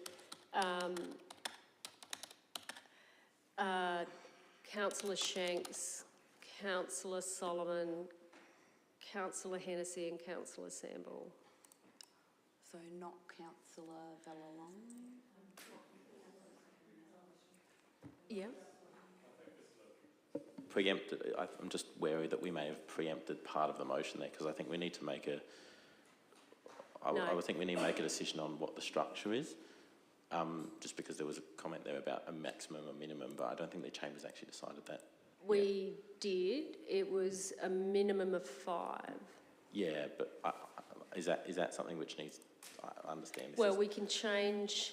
Adopts the terms of reference as amended to change minimum of 5. Because that depends on whether, because if it's another full council one, I will nominate, but I wouldn't nominate if it was a smaller panel, which I personally think it should be. So I'm just wondering how we navigate that in the voting process. Yeah, Because I think we need the mayor and the deputy mayor on panel. Agree. I think that's really, really important. However, terms of reference, if it's a minimum of 5, rather than a maximum of 5, I'm in your hands. What do you want to do? Can we put a motion maybe to select an option first then, and I'm happy to test the water and put it to the Chamber that we adopt a smaller model with a maximum of 5 as a panel. Yeah. So you move that way. A maximum of 5. So we'll stop doing this and we'll go back to. We were in the middle of a motion.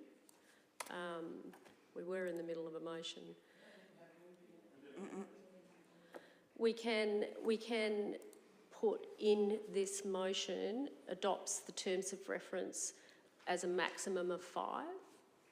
We can put that in there. Yeah. No, adopt the terms of reference as a maximum of 5 for the panel. And I think the terms of reference actually says a maximum of 5. That's correct, isn't it? Yes.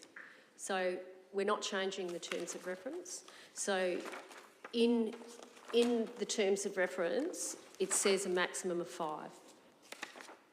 Okay? So as part of this motion, you would get a maximum of 5.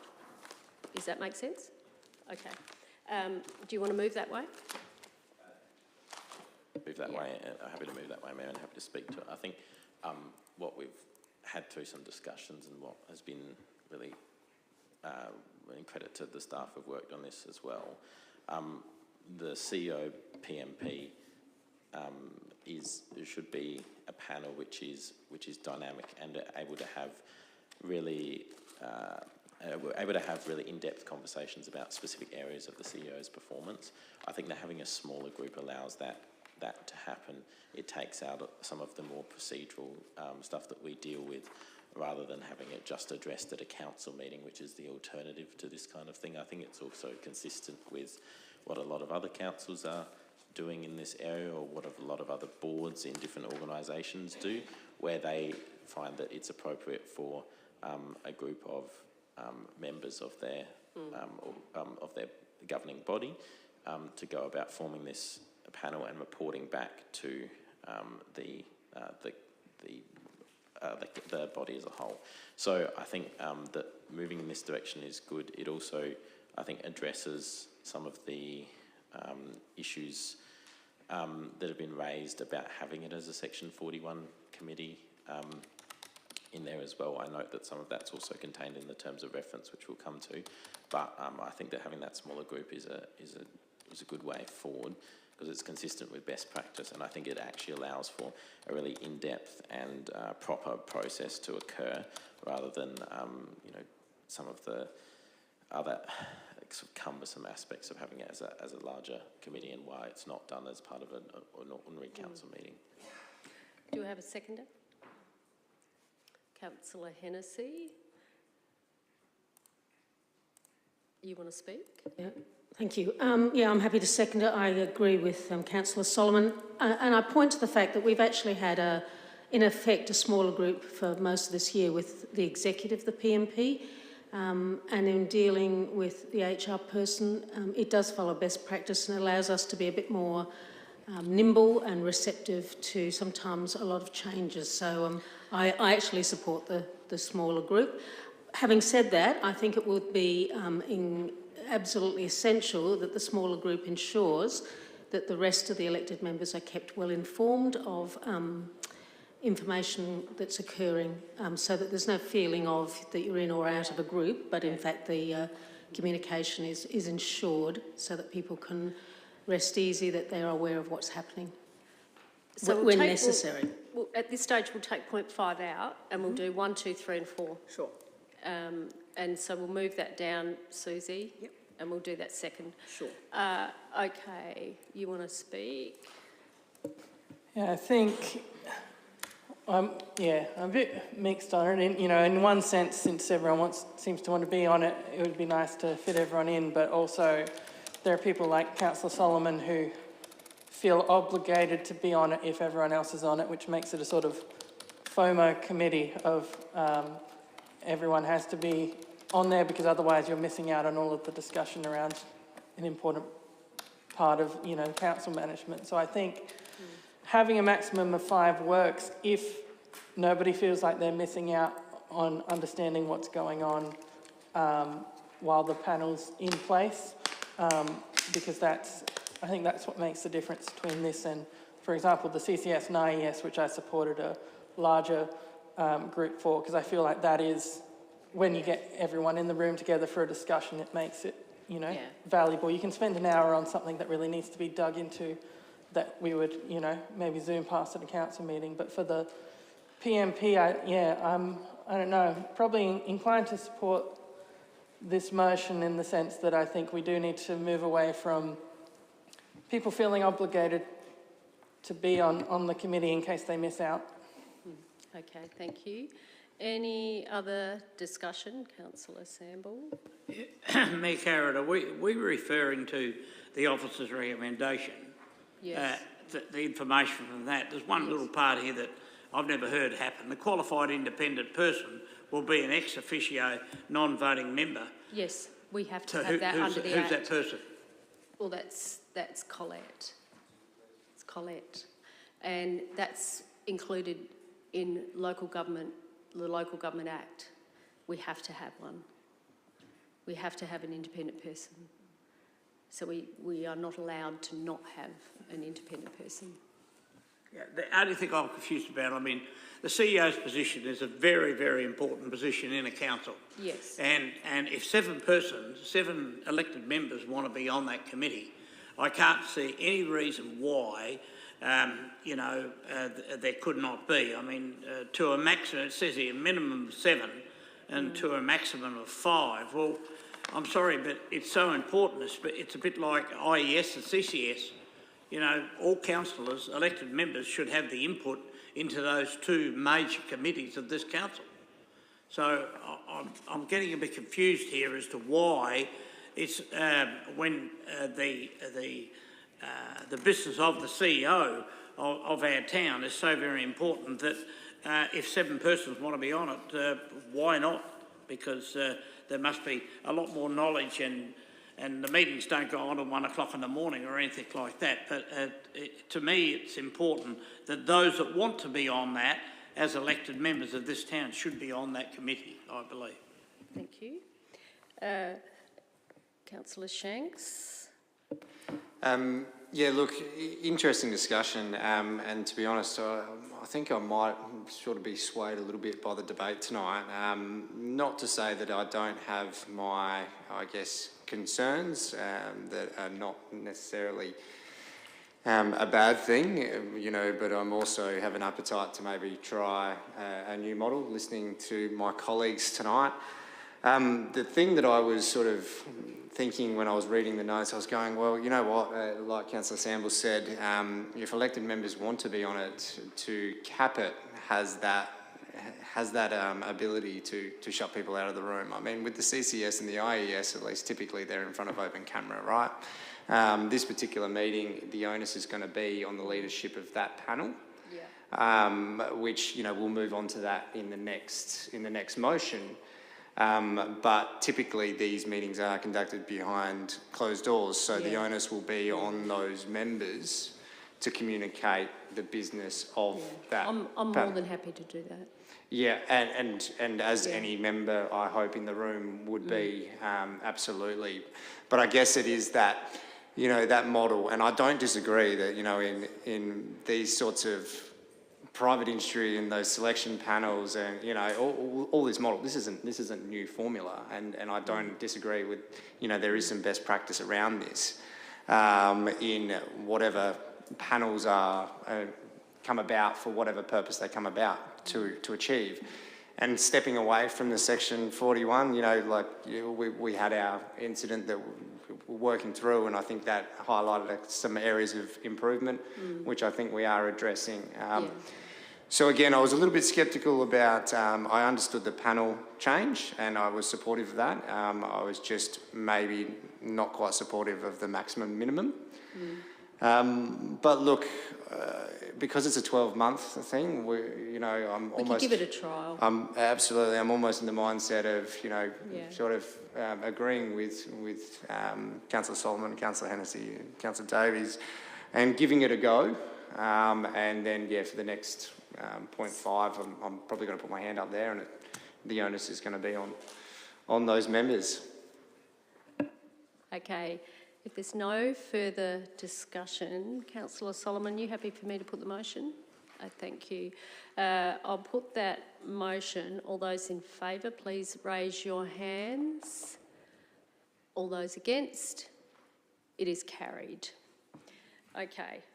So now we do point 5, which is appoint...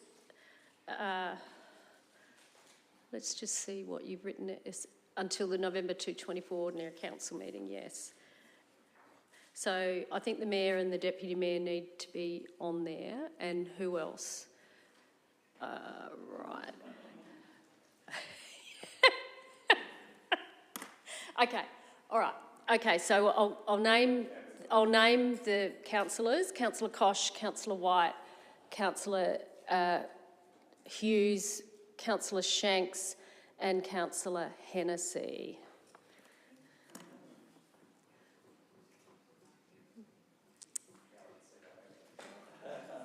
See how that goes. I don't think it matters. I think as long as we work together and have a collaborative effort, that's the main thing. That is the main thing. So. Oh, you want to put your hand up as chair?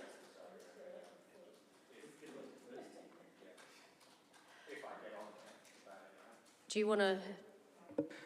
Just noting, I think in the new terms of reference that we just adopted, the Mayor and Deputy Mayor are required members, so those are locked in. But I'm not sure how to. I sort of asked Susie before the meeting what our voting procedures were for multiple candidate elections, and I don't think that's really come up in the last term, so I'm not sure what the best method is. So it's a separate motion.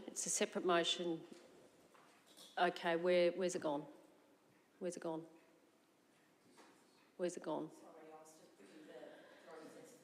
Yeah, we don't need that, I don't think.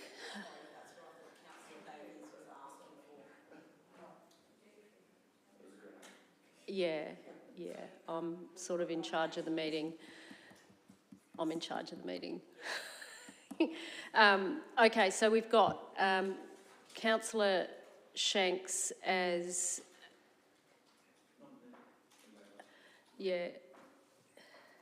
Mayor Redman and Deputy Mayor... Oh, up there. Okay. Okay. And Councillor Hughes? Councillor Koch? Councillor Koch? Anybody else? Councillor White?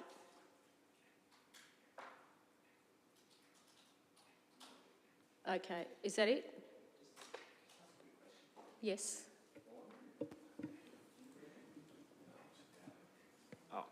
Sorry, just a quick question. With the new model, will the meetings still be held at the same time they've been currently held? 7 o'clock. 7 Yeah. o'clock on Tuesday? Well, it depends. It really depends on when we decide when they are. Usually they're often on a Wednesday. They've been on a Wednesday.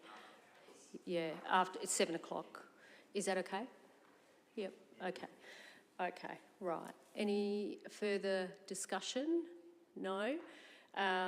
Okay. Appointed as per adopted terms of reference. Well, I think we need the mayor and the deputy mayor under the nominees so that they're not separate. Yeah, I know, but nominees for the remaining 3 positions, they're not 3 positions, it's 5 positions.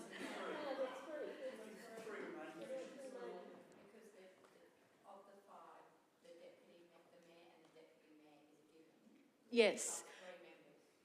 But there's 5. There's Shanks, Hennessy, Hughes, Koch and White. Oh, right. Oh, so is that what we're going to do? Yes. Oh, right. Okay. All right. Okay. All right.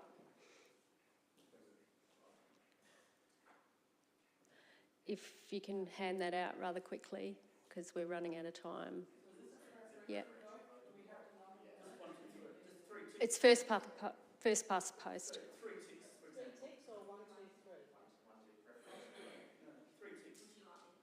Yeah, put it up. Thank you, Susie. So we can put that up and you can read it. So, where there are 3 or more candidates, adopt a preferential method of voting, where a valid vote must list each candidate's name in preference order 1, 2 or 3. Presiding members and all members present at the meeting are eligible to vote. The Chief Executive Officer will be appointed returning officer. If at any stage during the process there is an equal number of votes, the returning officer will decide the issue by drawing of lots. The name of the candidates withdrawn will be the ones excluded from the ballot. Does everyone understand that? Upon completion of counting the ballot, the returning officer will report to the council the successful candidates. So, where there are 3 or more candidates, adopt a preferential method of voting, which is 1, 2 or 3. So you pick your 3 candidates. You pick your 3 candidates.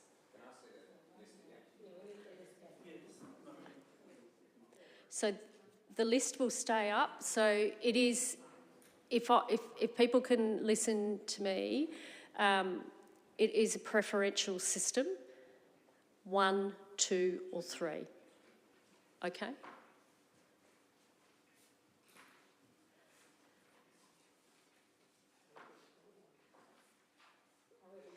So we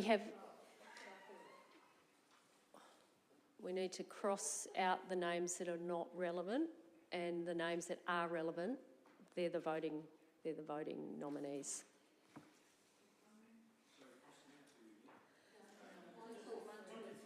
Just put whoever you want, Jim, whoever you want, and if you look up here, these are the names. Can you see those names? They're the names you pick from. And you put 1, 2 or 3. Oh, that's nice.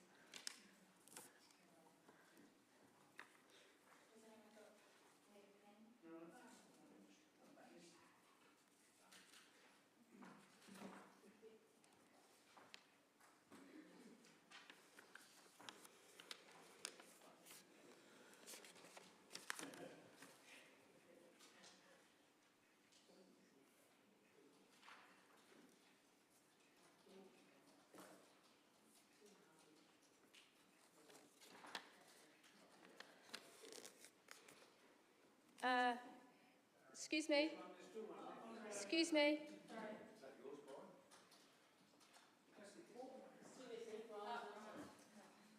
Brian. We would have worked it out. Thank you. When we didn't have enough votes. When we didn't have enough votes.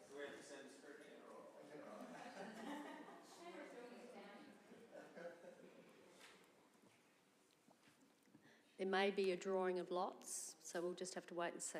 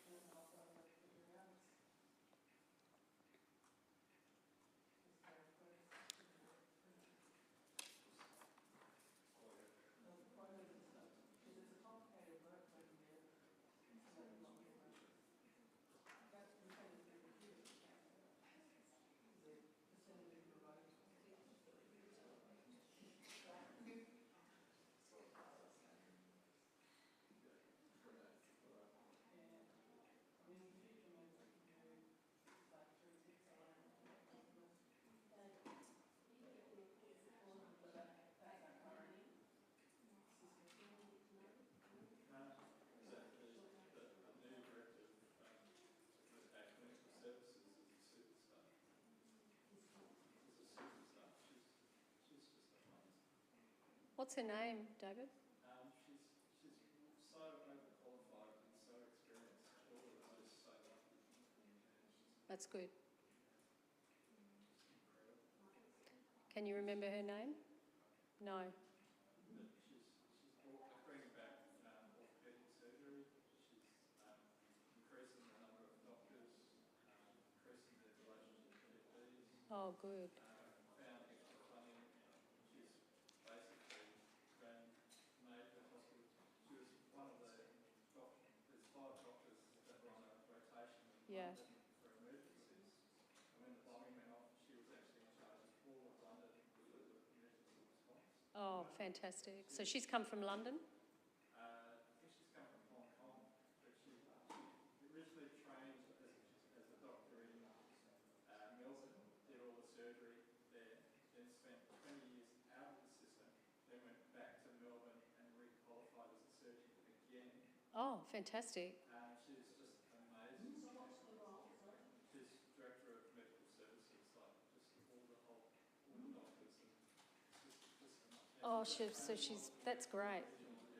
Yeah. She didn't want to work at a major city hospital. And yeah, she's run the whole country basically. This is just amazing. It's just we're so lucky to have her. That's good. Let's hope we hold on to her. I think so, especially if she's making all these wins. So That's good. That's good.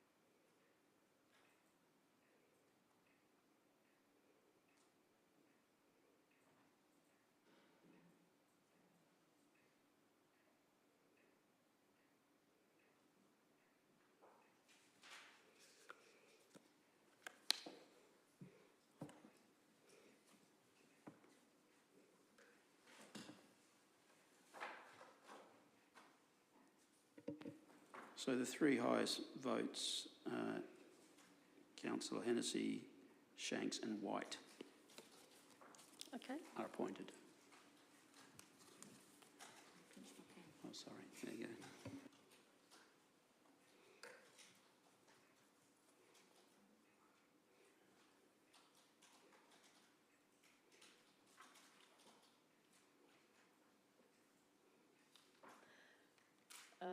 Can you put Redmond after my name? Thank you.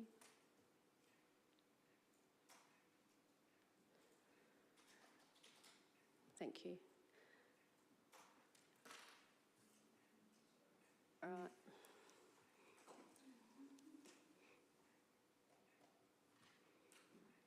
Okay. All right. We need a mover to move that way. Councillor Hughes and seconder. Sorry?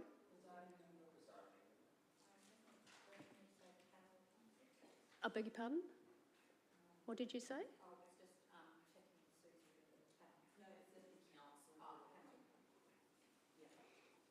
Yeah. So we need a presiding member. Councillor Shanks, you wanted to be presiding member? I'm more than happy to do it if no one else wants to put up their hand, but Yeah. Okay. Anybody else want to do it? So Councillor Shanks is presiding member.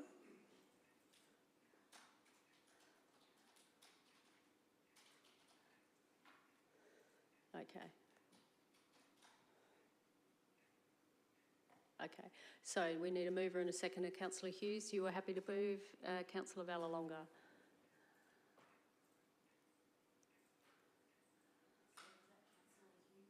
Councillor Hughes and Councillor Vallelonga. Thank you. Okay, so we've got a mover and a seconder. I'll put that motion. All those in favour, please raise your hands. Thank you. Carried unanimously. So we'll move on to 10.8. It's a noting report. Probably should have been in information reports. Notes and notes. You happy to move that way, Councillor Hughes? Do I have a seconder? Councillor Shanks. I'm going to put that motion. All those in favour, please raise your hands. Carried. All those in favour, please raise your hands. Carried unanimously. Thank you. 10.9. We've done 10.9. 10.10, general purpose financial statements. It's fairly straightforward. Moved by Councillor Vallelonga. Do I have a seconder?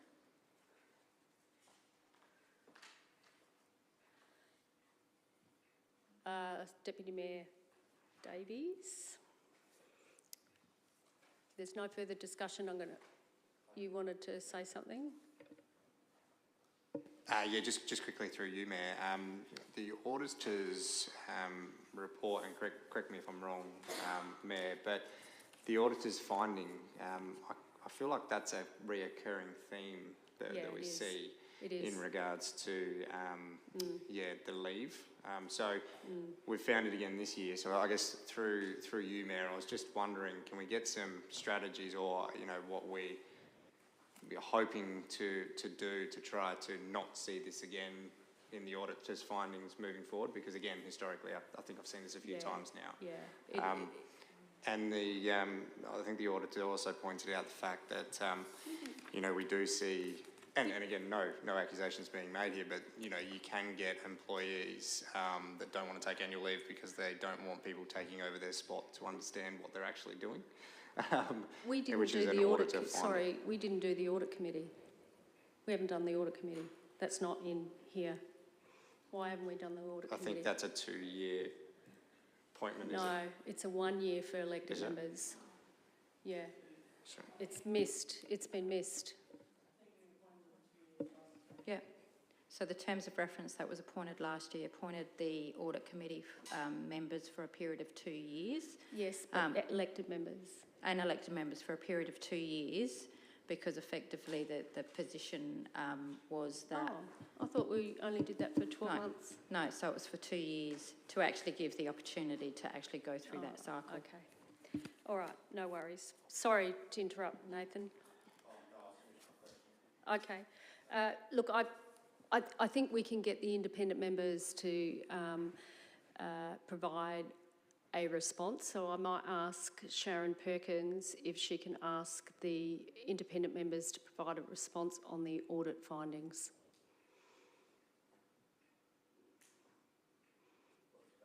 Yes. I think that's just fairly straightforward. Yeah. That's fairly straightforward. No. Okay, thanks. All right. Okay, so we've got a mover and a seconder. Any other discussion? If not, I'm going to put that motion. All those in favour, I'll raise your hands. Carried unanimously. Thank you. Financial performance summary. Receives and notes. Financial performance summary. You happy to move that way, Councillor Hughes? Councillor Shanks seconded. If there's no further discussion, yep. Sorry, Mayor, just quickly. I just wanted to acknowledge that I know a lot of data goes into these reports, and please don't think that we're just waving these through. I've been running through these reports quite thoroughly, but I do acknowledge that I've still got some reading to do because they are quite data heavy. But I do thank you for the reports, and they are something I'll circle back to. But yeah, just to acknowledge that I understand the work that went into them. Thank you. Okay. I'm going to put that motion. All those in favour? Carried unanimously. 10.12, monthly finance report.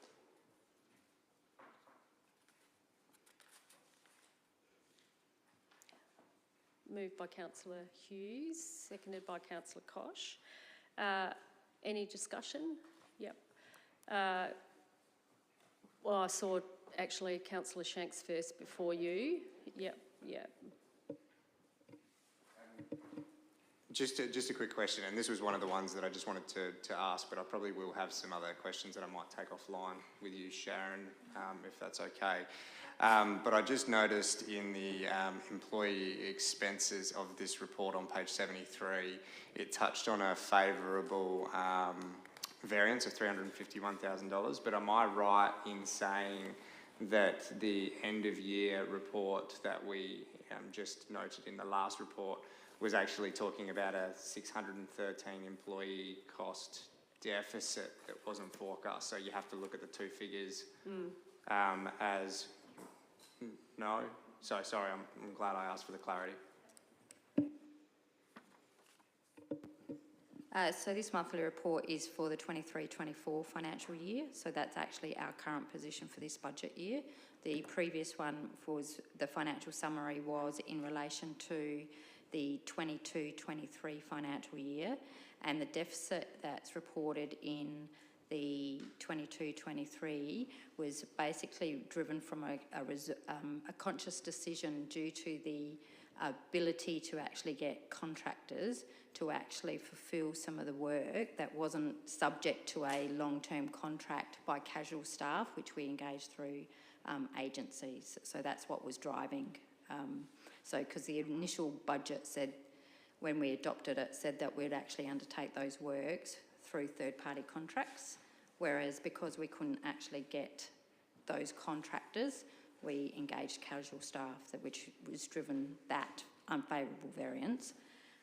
The favourable variance in for this financial year to date, obviously, so as part of the budget that was adopted, we had already built in a budget savings for our existing, from existing staff to actually counterbalance those, I suppose, the higher than anticipated increases as a result of the enterprise bargaining agreement. As an executive, we sat through and went through current vacant positions, and we actually went through and said, okay, well, we're actually going to defer those vacant positions, and it's just basically a timing difference from that, from those perspective compared to when we budgeted, when we actually adopted the budget. Yep. Yep. Follow up through you, Mayor, if I could. Yeah, absolutely, and I probably should have worded it a bit better because, yes, absolutely, I understand the last report stopped at June 23, so that financial year is what we're talking about. But what I'm simplifying here and just clarifying what you have is when I look at these figures, I look at over and unders. Last year we were over on that budget and now we're trying to bring it back down in under is how I'm simplifying it a little bit in, 613 in employee expenses was... Is that a question? Yeah, probably just, am I oversimplifying it? I'm oversimplifying it by the looking and the nodding. Okay, I think we might take that offline. Okay, thank you. Right, we have a mover and a seconder. I'm going to put that motion. All those... Did you want to speak, Councillor Hennessy? No, it's okay. Okay, yeah, okay. All those in favour, please raise your hands. All those against, it is carried. First budget update, 10.13, page 78. You happy to move that way, Councillor Hughes? Do I have a seconder? Councillor Vallelonga, thank you. Any discussion? If not, I'm going to put that motion. All those in favour, just do that again, please. Can we all put our hands up at the same time? Thank you. Carried unanimously. Thank you. 10.14, delegations review.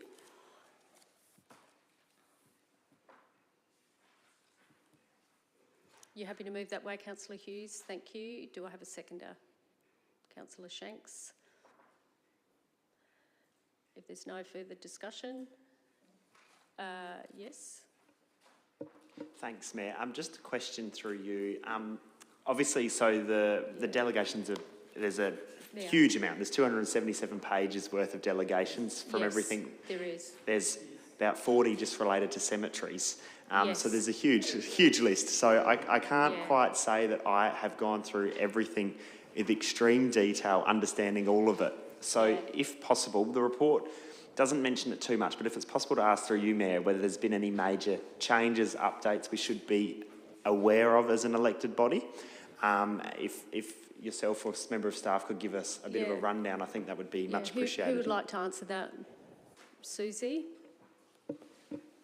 Through the Mayor, yes, there is a lot. So just to give you a little bit of, I guess, comfort, the delegations that get pulled are used through a software system via alliances that the LGA have an agreement with. So the provider of legal services to the LGA, which is Norman Waterhouse, on a around quarterly basis provide legislative updates to the software company and they build that into the system. So obviously the last major update of head delegations came to council in 2021. So there has been some of the local government reforms to the Local Government Act that hadn't necessarily been encompassed in the first sort of phased rollout of those stages. This last quarter didn't have anything major. It did pick up a few errors that weren't covered, legislative drafting sort of errors where there was still one reference in the Local Government Act or associated reference to designated informal gatherings, which of course were as a part of the local government reforms replaced by information and or briefing sessions. So there hasn't been anything major change really. I think there was one provision under the National Heavy Vehicle, one provision under the Burials Act in that last quarter, but no major changes of anything. And the review has not proposed any alterations to delegations that are in existence currently before council considers this recommendation, So- apart from legislative. Yeah, so when they came up in 222 in April, the land management agreements was delegated to staff. So that was probably a major change because previously it would come to council. So that was a major change. And that was based on governance advice. Yes, so does that help? Thank you. Right, so we've got a mover and a seconder. I'm going to put that motion. All those in favour, please raise your hands. All those against, it is carried. So now we go to 10.15. Has considered the information contained in the review of the operation of the Council Member Behavioural Management Policy Report and notes the report. Moved by Councillor Hughes, seconded by Councillor Hennessy. And I'm going to put that motion. All those in favour? Carried unanimously. Acting Chief Executive Officer Appointment Policy Review. You happy to move that way, Councillor Hughes? Do I have a seconder? Councillor Vallelonga. Any discussion? If not, I'm going to put that motion. All those in favour? Okay, can we all put our hands up? If you don't want to vote against it, but please put your hands up if you are voting for it. Okay, carried unanimously. Thank you. I know we're getting tired. So now we've got information reports. We've got 3. We can move them en bloc if we want. Are you happy to do that way? I'll move 11.1 and 11.3, noting that 2 councillors have a conflict on 11.2. Okay, no worries. Okay, 11.1 and 11.3. Does anyone wish to speak on either of those 2 matters, 11.1 or 11.3? Yes, Councillor Hennessy.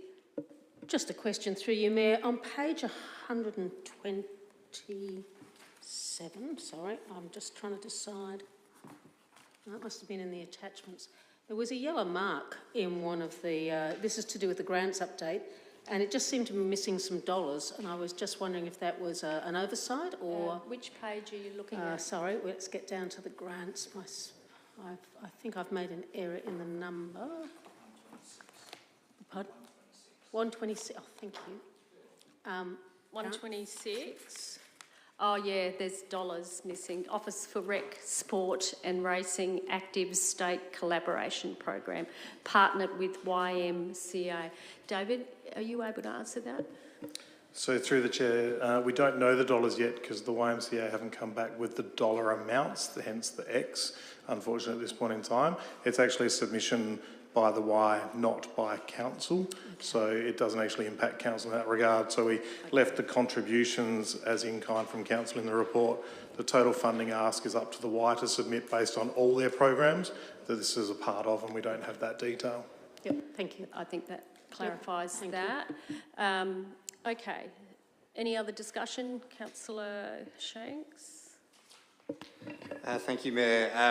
Just to touch on 11.1, Aspire Estate. I know we've been doing some work there. I know it's been a hot topic in the area because obviously construction fence, people love seeing that sort of activation in the space. I guess I just wanted to just point out where the author, Hayley Edwards, on page 103, it's one of those credit where credit due, Mayor, because up the top of that page it's just a reflection on process and just trying to touch on, the learnings from the area, because as we know, there are some things. It was one of our older developers and one of the deeds that was entered into quite historically.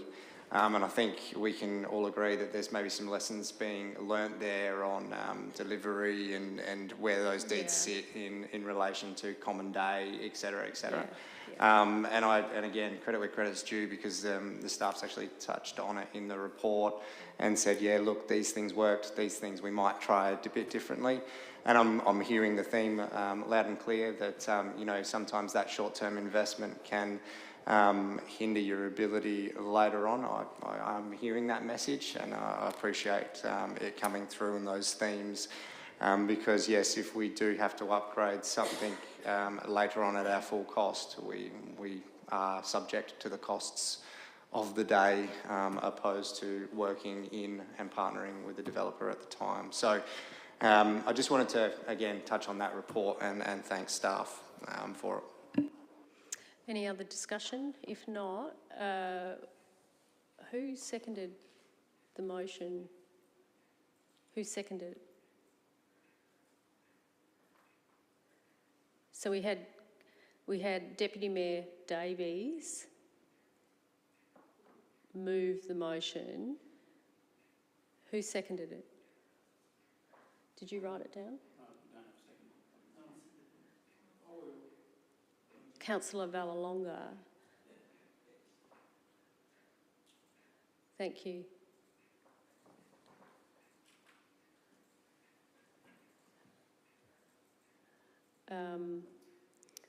Okay, so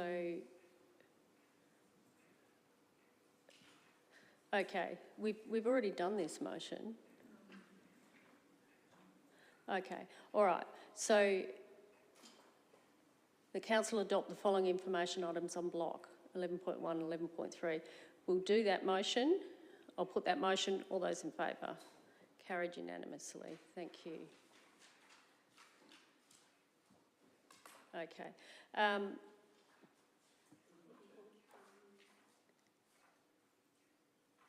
Councillor White declared a material conflict. Would you like to declare your material conflict now?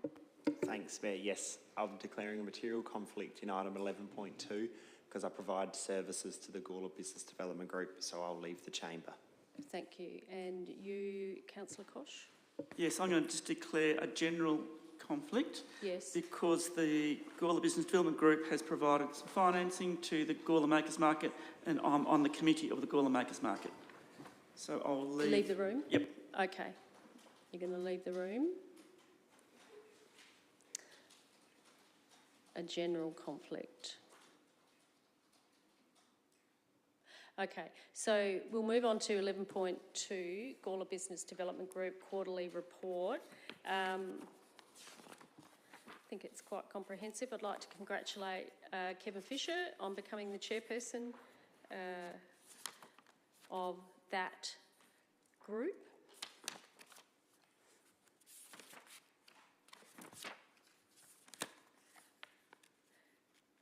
Any discussion? We need a mover and a seconder. Yes, you'd like to move? Move, yeah, that's fine. I'd also just like to make mention of course, Kevin stepped into the role, and congratulations to Kevin, but also thank you to Louise, who served for a very long period. I think we had some discussion in the meeting of how long it was for, whether it was 18 years on the board. It was quite a long time. But yeah, I just like to put that comment out there, and of course thank Louise for her time as the chair of that board and as a member of that board as well. Councillor Shanks, you want a second? Yes, and if the mover would be happy, I'd like to add a point to thank Louise Drummond for her service and congratulate Kevin Fisher on his appointment. Are you happy for that?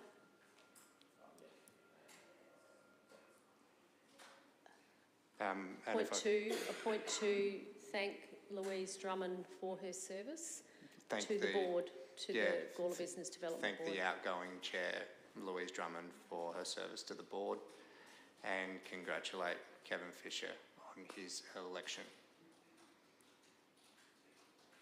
The board, and congratulate Kevin Fisher on his election to chairperson.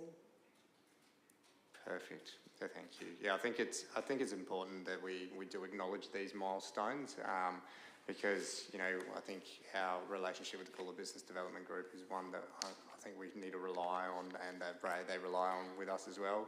And it does show that we do acknowledge the service, because it's not an easy role chairing these committees. Yeah, once again, thanks Louise for your service, and welcome Kevin Fisher. Okay. Any other discussion? If not, I'm going to put that motion. All those in favour, please raise your hands. All those against? All those in favour? Carried unanimously. Thank you.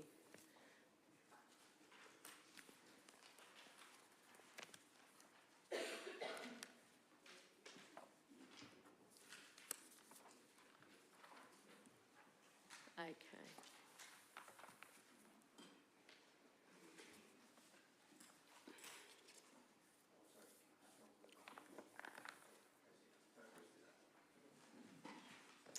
Okay, so I'm on page 127 of our agenda, recommendations from committees, and we'll start with the Gawler Youth Advisory Committee, held on 6th of November. Notes the resolutions for noting, update, Youth Development Officer update. You happy to move, Deputy Mayor? Do we have a seconder? Councillor Hughes. All those in favour?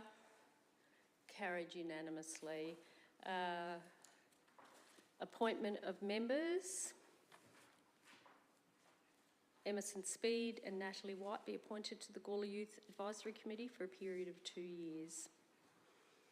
You happy to move that way? Yeah, happy to move that way. Emerson's coming back on after a previous term.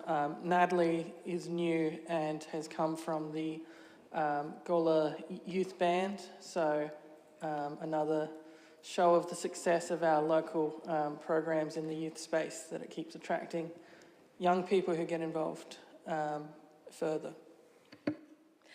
Do I have a seconder? Councillor Hughes. Thank you. If there's no further discussion, I'm going to put that motion. All those in favour? Carried unanimously. Youth Sponsorship Program. So we've got quite a few. You happy to move that way? Thank you. Councillor Valalonga, seconded. If there's no further discussion, I'm going to put that motion. All those in favour? Carried unanimously. Councillor Valalonga. David moved it. David moved it. David Hughes moved it. David Hughes and Councillor Valalonga. Thank you. Youth Leadership Award recommends to Council the following nominations receive: Sarah Coburn and Emma Spackman. Yeah. Okay. I'm not quite sure, but given that I'm on the board of the Gawler District College, I'm just not sure whether it might be best to declare a conflict. Which one? General? I'll declare general, yeah. Okay. You're going to stay in the room? You're going to leave the room? I might as well leave. Okay, thank you. Okay. A general conflict and left the room. Okay, so we need a mover and a seconder for this. Councillor Hughes, Councillor Valalonga.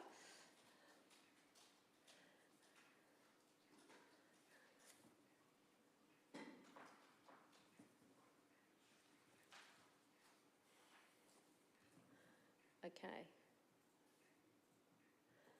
Thank you. If there's no further discussion, I'll put that motion. All those in favour? Carried unanimously. Gawler Youth Advisory Youth Space Traineeship Proposal.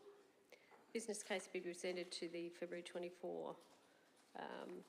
So we need a mover and a seconder for this. Yes. Happy to move that, and I'll speak very briefly to it. This is something which we haven't had for the it wasn't in the budget for this year, but this is something which I was responsible for putting the motion to form that group when we initially did it a couple of years ago. And I know that there's some interest in that because it was such a successful thing as well. So I'm happy to see that people on the Youth Advisory Committee are, found real value in that, and that it's something that they're looking into presenting to council again. So, credit to them as well, and I look forward to seeing their work. Seconder, Councillor Samble. Any other discussion? If not, I'm going to put that motion. All those in favour? Carried unanimously. Recommendations from the Corporate and Community Services Committee. Digital marketing strategy. You're happy to move that way, Councillor Hughes, seconded by Councillor Vallelonga.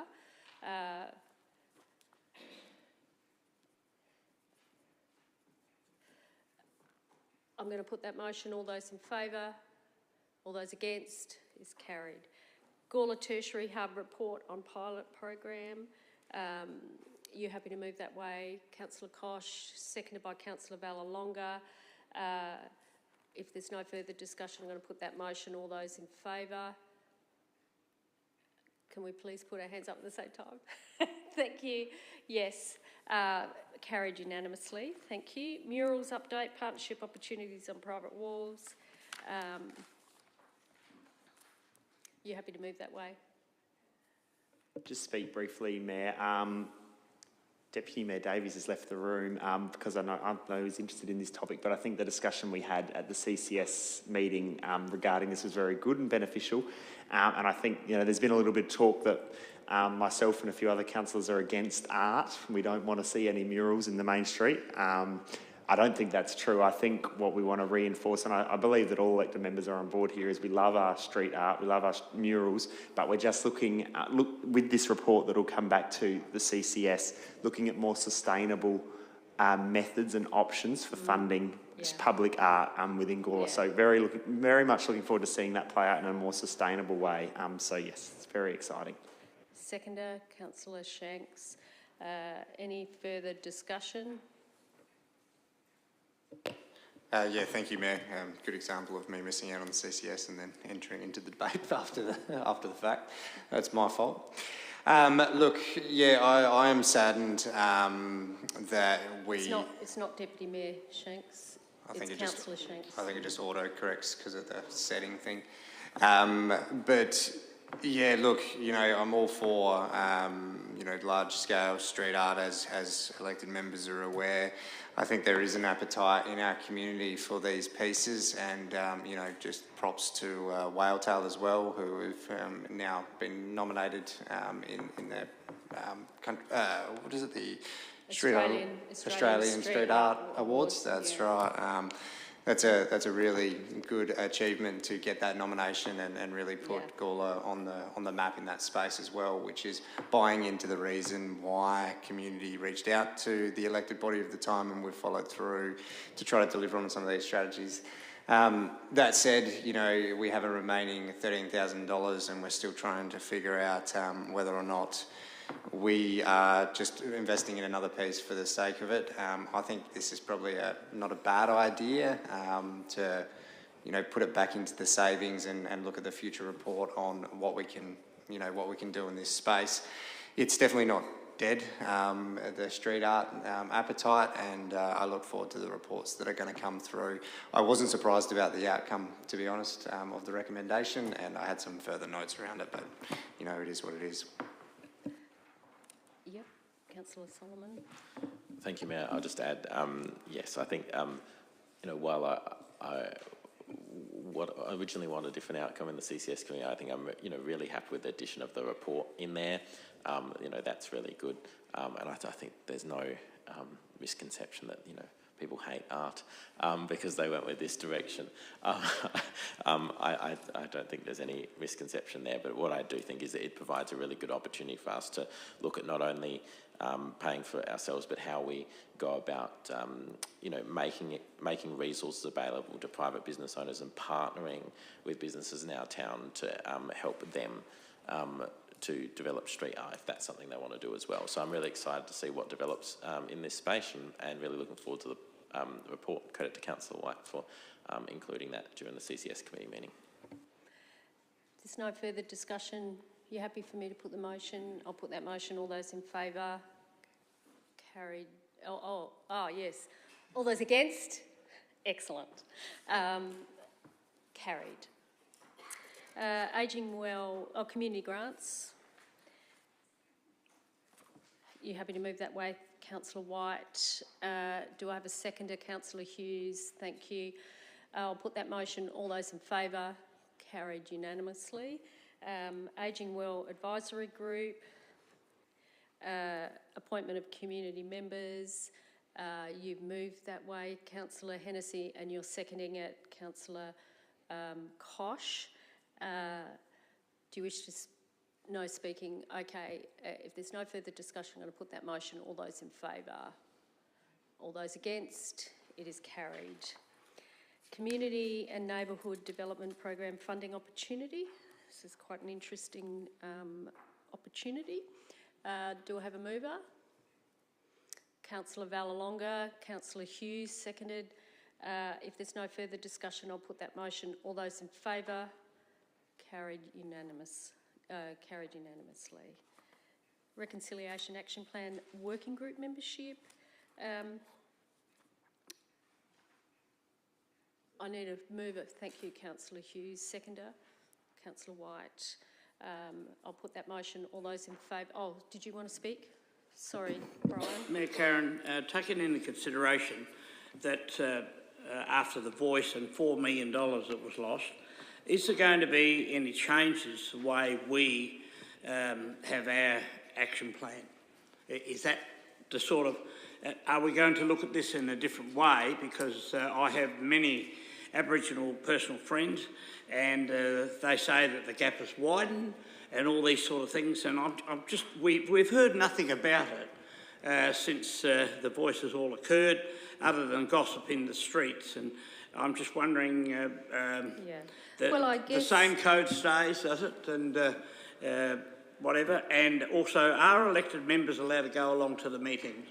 They certainly are. Right. They certainly are. They can observe. The membership selection panel will be Deputy Mayor Cody Davies, Councillor Solomon, Councillor Hennessy, and they will pick the new community members, and that will come back to council. The Reconciliation Action Plan Working Group, you can certainly go along and observe. I think that it's actually quite a good idea. What that group does is work with the action plan, and if there's any changes, they advise council and bring back recommendations to council. And they also work with staff. And is it still Linda that's doing... Yeah, still Linda Weiss that's doing... the Reconciliation Action Plan. So she's a pretty good operator, and she would definitely write a very good report if there's any changes to that action plan. So you can certainly go along and observe. Yeah. I'm just wondering whether it's going to be reviewed. That's all, because there's looking at nationally, there's going to be a review of the whole system. It was reviewed, and look. Once the new community members are up and running on that action group, on the working group, we'll see how it works, and certainly it will come back to council, won't it, David? Yeah, it will come back to council, but you can certainly go along and observe. Yep. I might just add in for this motion that the Reconciliation Action Plan, it does talk about how we as a council, engage with contemporary issues. The Voice is one of those contemporary issues, but it talks about how we promote knowledge and understanding to our community around those issues, but it's not dictated by the outcome or the or what those issues are themselves. It's more of a guiding document about how that we best inform our community about what those issues are. So I think the Reconciliation Action Plan is something which is an enduring document for our council. It's something which is local to us as well, and it's something which takes that local context into account. And so that is really what it's about and what it should be based on, is that local experience, that local knowledge, how we as an organisation best engage with the world around us. And I don't think that ebbs and flows with the talk of the day so much as what our commitment as a council is. Does there need to be I think our commitment is well placed at the moment. There are huge issues out there. I don't pretend that the Reconciliation Action Plan is going to fix those overnight, and I hope that some people put their money where their mouth is, and that who have said there's other ways to do this during the Voice debate are really ready to embrace those other ways to do this.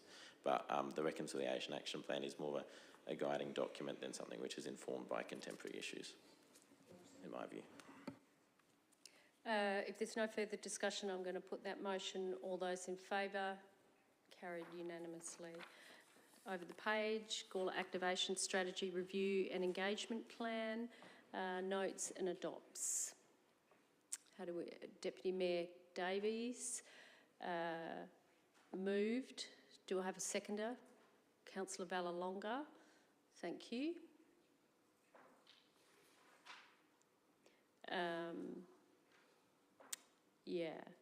Okay. I'm going to put that motion. All those in favour? Carried unanimously. Policy review, Town of Gawler brand banners, public consultation. Are you happy to move that way, Councillor Koch? Do I have a seconder? Councillor Hennessy. I'm going to put that motion. All those in favour? Carried unanimously. Thank you. Community scorecard update. Community scorecard update report. And there will be a further report for the community scorecard, enhancements to the community scorecard. Yeah, okay, I've just lifted my eyes. Okay. Councillor Hennessy, do I have a seconder? Councillor White, thank you. I'll put that motion. All those in favour? Carried unanimously. Gawler Community Plan Review Update. Happy to move that way, Councillor Koch, seconded by Councillor Hughes.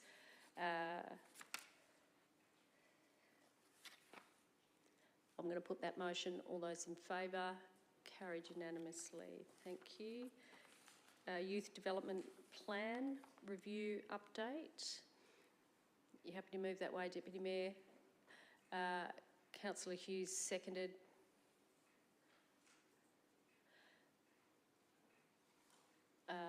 And I'll put that motion. All those in favour? Carried unanimously. Thank you. Disability Access and Inclusion Plan. Do I have a seconder? Councillor Hughes. Thank you. Councillor Vallelonga. Thank you. I'll put that motion. All those in favour? Carried unanimously. Villawood Christmas Parade. Do I have a mover? Councillor White. Councillor Solomon. Seconded. And I'll put that motion. All those in favour? All those against? It is carried. External events. We'll move down. Thank you. Do I have a mover? Councillor White. Thank you. Councillor Solomon. Thank you. I'll put that motion. All those in favour? Carried unanimously. So, recommendations from the Special Infrastructure and Environmental Services Committee. We might have a break, I think. It's 9:30. We'll stretch our legs and have a small break. We'll come back at 20 to 10. Thank you.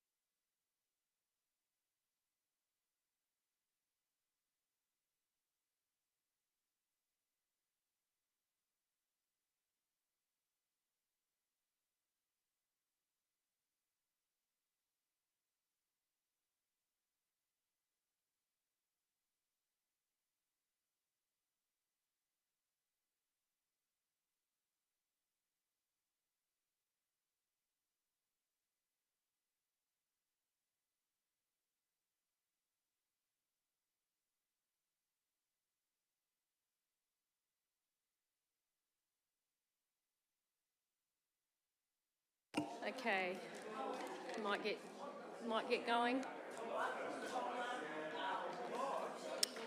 If everyone can take their seats, thank you.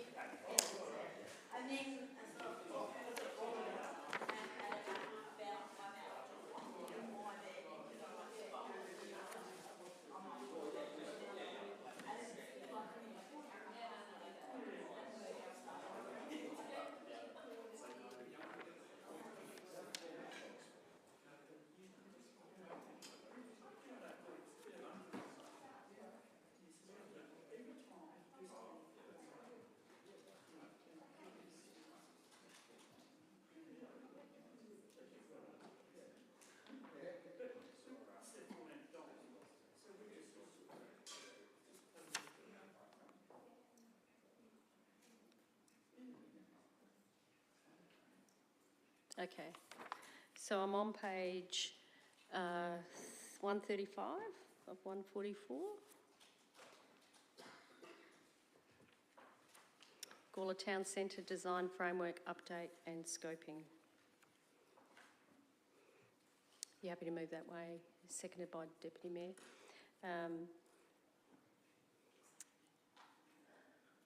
I'll put that motion. All those in favour, carry. Can you do that again? All those in favour? Carried unanimously. Over the page, Historic Walls Update.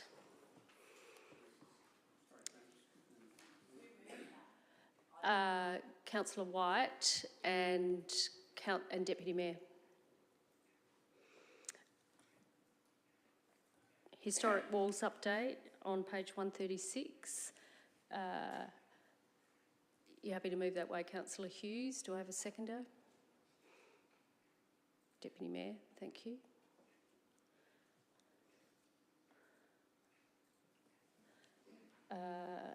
I'll put that motion. All those in favour? All those against?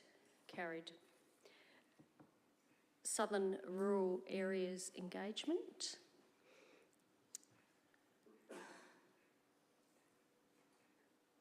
Moved by Councillor Hughes, seconded by Councillor White. I'll put that motion. All those in favour? Carried unanimously. Hillier Residential Park Proponent Initiated Code Amendment. Recommendation. Move that way. Thank you. Seconded by Councillor Koch. So moved by Councillor Hughes, seconded by Councillor Koch. I'll put that motion. All those in favour? All those against? Carried.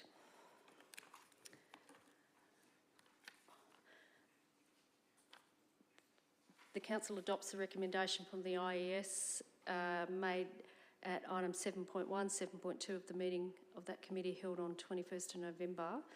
That Council adopt the following information items en bloc: Gawler East Link Road, street tree planting and project management framework update. Moved by Councillor Hughes, seconded by Councillor Vallelonga. I'll put that motion. All those in favour? All those against? It is carried. Recommendations from the Audit and Risk Committee. Meeting held on the 7th of November. General purpose. Have we done that? We've done that. We've done the general purpose financial statements. Yeah. Is there anything different about that, Susie? No? Yeah, so that was in our agenda. Financial performance summary. Have we done that? Treasury Management Performance Review, we haven't done that. 6.3 now. So we don't need to do general purpose financial statements. We don't need to do financial performance summary because that was in the agenda. 6.3, Treasury Management Performance Review. Moved by Councillor Koch, seconded by Councillor Vallelonga. I'll put that motion. All those in favour? Carried unanimously. So that was moved by Councillor Koch and seconded by Councillor Vallelonga. Regional subsidiaries, annual financial statement for the year ended 30th of June 2023. Regional subsidiaries 6.4, moved by Councillor Koch, seconded by Councillor Vallelonga. I'll put that motion. All those in favour? Carried unanimously. First budget update. Have we done that one? I beg your pardon? We've done that one. Okay, so we've done that one. Policy review. We haven't done that one. So 6.6 I'm on. Policy review, moved by Councillor Hughes, seconded by Councillor Koch. And I'll put that motion. All those in favour? Carried unanimously. External bodies reports. So we've got a few minutes. I'll do that all together. Moved by Councillor Hughes, seconded by Councillor Vallelonga. And I'll put that motion. All those in favour? Carried unanimously. Right. So we have questions. We don't have any questions on notice. Questions without notice. 3 hands go up. I'll go to Councillor Shanks, Councillor Deputy Mayor, and then Ethan, Councillor White. Thank you, Mayor. Should be an easy one to answer. Just given the newly elected chairs tonight, I remember I went through a training session on to be a chair. Yeah. Just wondering if that's going to be held. I'm seeing some nodding. I guess around when and how that will be held for the. We new have a chairs. training and development budget, and I'm assuming that will occur. Yeah. I just found it valuable when I. And it needs to happen straight away, not sort of towards the end of the year. So it needs to happen straight away. Yeah. So just a flag. Thank you. The newly upcoming chairs, which I think Councillor White is the only one. Yeah. So far, so. Yeah. Thank you. Any other questions without notice, Deputy Mayor? Just around our internal elections policy, and just noting that we had we sort of haven't clarified. We have a bit for if there's 3 or more candidates for one position, but it might be worth adding something about when there's multiple positions and what to do in that situation, like the one that we had for the CEO PMP, just because it can get a bit complicated with preferential voting when you're in quotas and all that kind of thing. Yeah. It might be simpler to do something like 3 ticks for the 3 positions and whoever gets the biggest number, or some system that's a bit easier to. Preferential voting works. It works, but if you're electing multiple people, for example, if Councillor Shanks gets all the first preferences or most of the first preferences, well, he has to hit quota, and then you've got a percentage of a vote. Like, that's why we have to send it to the computer for multi-member elections. So I'm just flagging that might be something that, because it just hasn't really come up, but might be a clearer way of doing that. There may be. Preferential voting does work, but look, that can be acknowledged. Yeah. Okay. Councillor White. Thanks, Mayor. Just in regards to the budget, I know there's an allocation of funding for new Christmas decorations. I was just wondering, have they been purchased and are they going up They're up soon? already. Oh, they're already up? They're already up. They're already up. Some, still more to go. Yeah. So there's some up on the Town Hall, and the Institute is still currently being put up. David? So through the chair, we've still got some, yes, you're right, to hang on the Institute that have just been dressed by staff the other day. Couldn't put them up today for obvious reasons with weather. And then the Main Street trees are going to be done overnight on a few nights by our contractors over the coming few days, with a view to everything being completed before the weekend, which is the Christmas parade. Okay. Does that answer your question? Councillor Vallelonga? Yep. Councillor Vallelonga? Keep going. I'm not sure who to direct this to, but I had a couple of customers come up to me and they got a concern about Springwood up here, or Springvale, or whatever you want to call it. Springwood, yes. They're not settling in because there's an issue, and I've dug deeper, and it's to do with sea gas. Is there anything that I can tell them that we know, and why they're not settling? You want to answer that? Andrew? I thought the sea gas issue was resolved. Has it been resolved? There are some ongoing issues between Seagas and Welco. I think basically Seagas is trying to renegotiate something they've already previously agreed on. They want some extra funding out of Welco, who are politely saying no. And we're keeping an eye on the situation. But it's there's a whole history behind that in terms of the setbacks from the pipeline, as you know. Yeah, I think there is something to do with that, but I think Seagas have perhaps forgotten some of the previous agreements that have been made, but I can get back to you with further information on that. There are agreements in place. Yeah, there are. But Seagas themselves have settled on a certain agreement with Welco, but have now sought to renegotiate it, and I think Welco are within their rights to say, no, we already have an agreement, that's why we don't need to negotiate any further. I'd really like a briefing. I'll come back to you with further information, though, yep. Yes, Councillor Samble. Yeah, thank you, Mayor Karen. Regarding the Optus Tower, I'm not sure, I forgot to ask Councillor Kosh, but on this black box here, there's about 22 emails saying for what is going on. Is there going to be something in the media tomorrow to be able to explain? Because I believe there's a lot of letters to the editors that have been sent in. I've also had mentioned to me that why that did not come to this council, that was going to happen in such an area. I think... I mean, you know, to me, the horse is bolted now and everybody hates our guts because we live there. Oh, yeah. You know, Councillor Kosh and I are the council representatives. We didn't know about it, and Councillor Kosh helped out as much as he could.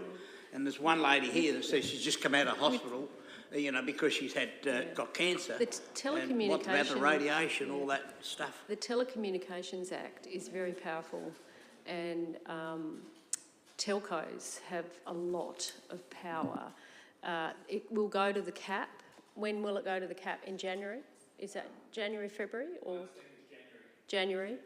It'll go to the CAP in January, and then it'll come back to council for a question on the lease. Yes. Yes. You had it in the communique? Yeah.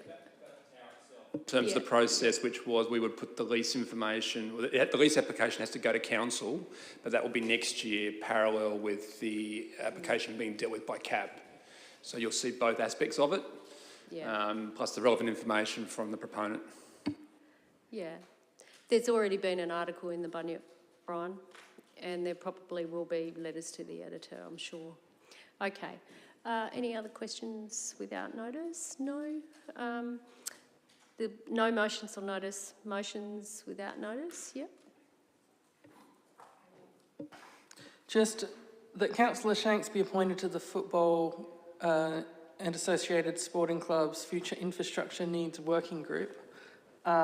This is just a bit of a quirk of he was appointed in his role as Deputy Mayor and not in his role as a councillor, and Ethan, who was on there, is now there as the IES Chair. And so a spot has opened up and Councillor Shanks is no longer on the committee that he's the chair of. So I just wanted to... I thought that was already resolved, that you were already on it. Well, he was on it. The terms of the working group is that he was on it as the Deputy Mayor. Yeah. Whoever was the Deputy Mayor is on it. Okay. And so he's now not on it. So that's just correcting that. So what's the wording? Because you need to actually put it in writing to the chair. Yeah. So that Councillor Shanks be appointed to the, it's called the Football and Associated Sporting Clubs. Can you give it to the minute taker, please? And can I have a look at it? Because any motion without notice needs to come to the chair. No, it doesn't get a free pass. It doesn't get a free pass. It needs to come, it needs to be shown to me. So that's the name of the group. Oh, right. Sporting Clubs Future Infrastructure Needs Working Group. Okay. Yep. Okay. No worries.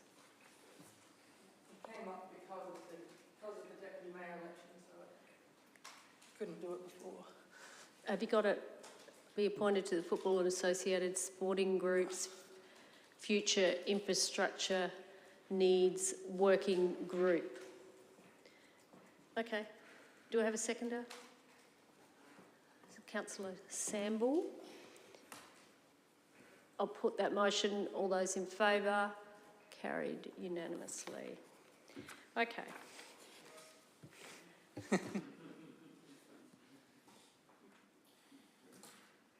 Okay.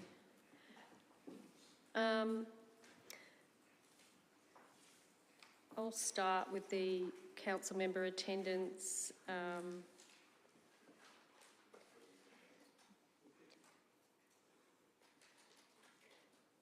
I went to the Gawler Gold Cup on the 29th of October, which was really exciting.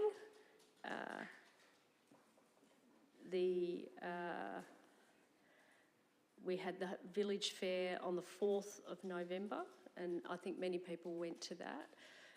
That was very exciting as well.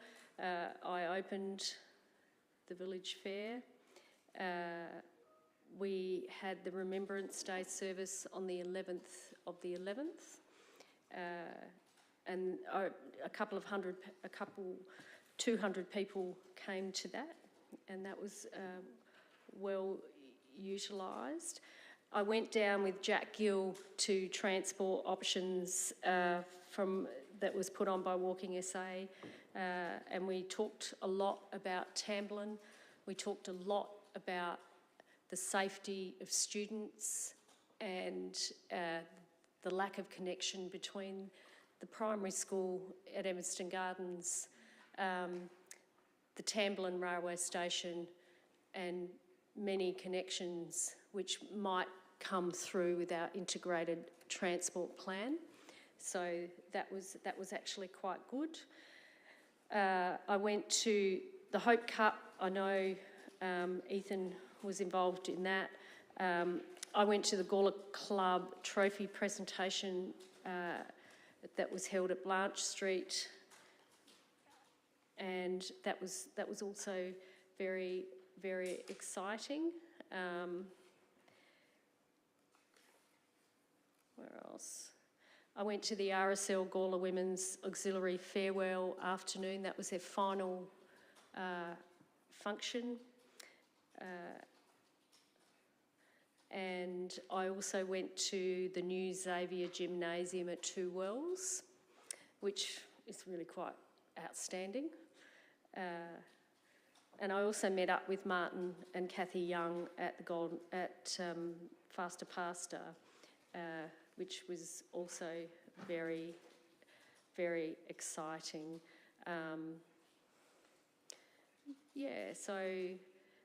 And I also went to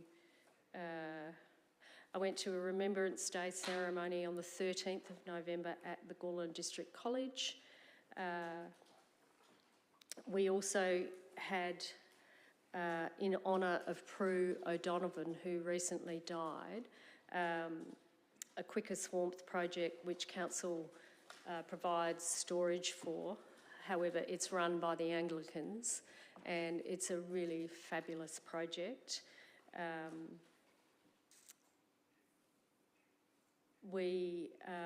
And also I did a recording for Nick Brown for PBA FM on updates of council. I also beamed into preparing for an El Nino summer, which was really quite interesting.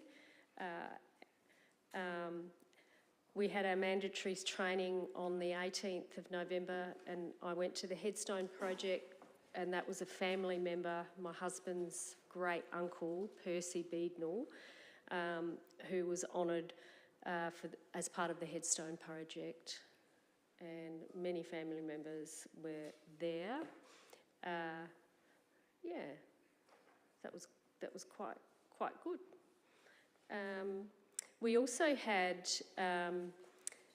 the winners of the Mayor's Christmas card competition, and we had a morning tea a few weeks ago, and you can see the winners on the wall of the Institute, and we've also made books for all participants from reception to year 2, 3 to 5, and I think grade 6, and all of those are in the library now, and you can go and see them. So I'll be actually picking out and posting them on social media, because I think it's really nice. It doesn't really matter whether you're a winner or not. It's a matter of participating. So so that's what I've been up to. Anybody else? No? Yes, Councillor White. Thanks, Mayor. Well, besides all the reading for council meetings, I have been up to a couple of things. In particular, the Hope Cup Cricket Challenge, which you mentioned, was last weekend. It was a fantastic event, which involved the Salvation Army, Riverside Gawler and the Gawler Police Station.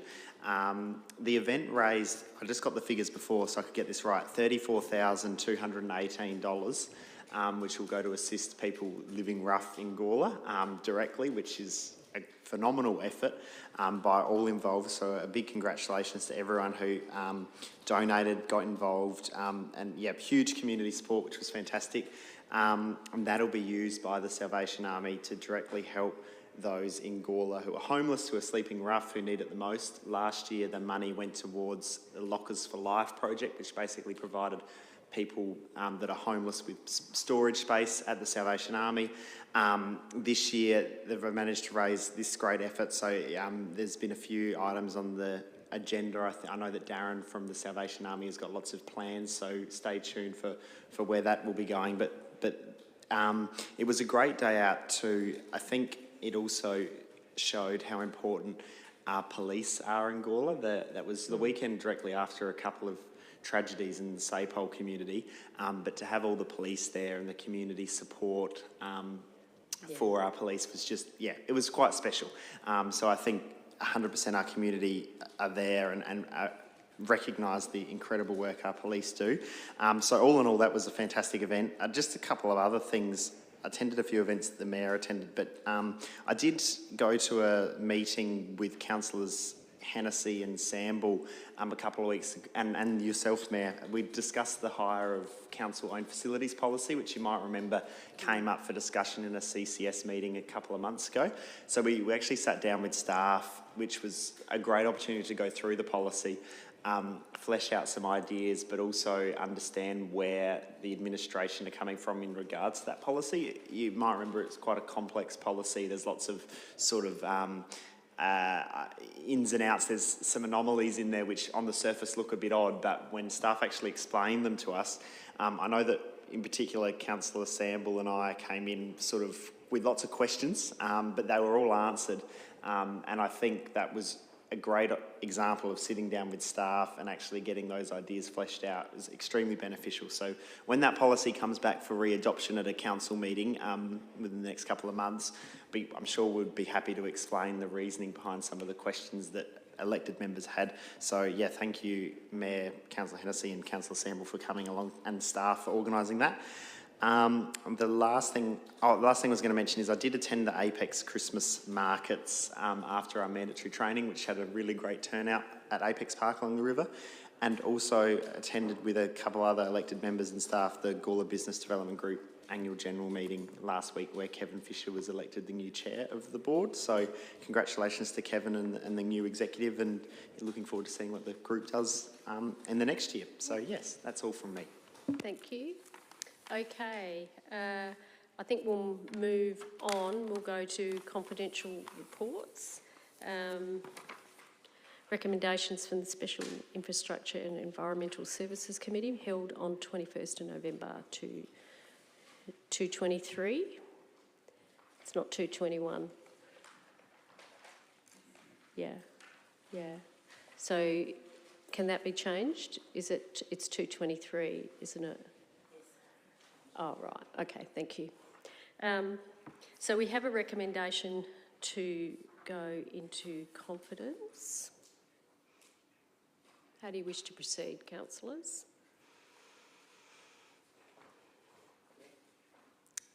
Councillor Shanks.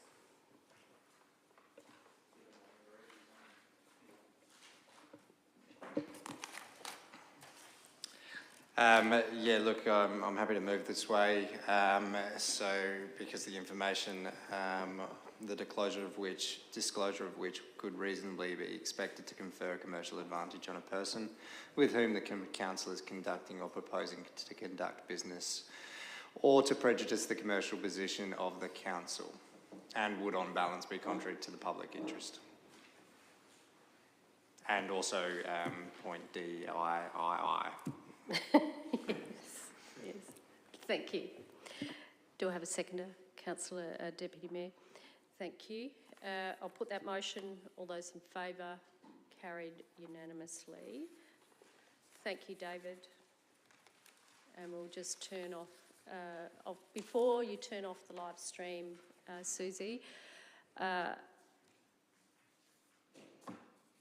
for the purposes of those watching the live stream, as the Council has resolved to consider item 19.1, recommendations from the Special Infrastructure and Environmental Services Committee meeting held on the 21st of November 2023 in confidence, and as this is the last item on the agenda, immediately following this item, the meeting will close. As such, the live stream will end now. Thank you for watching.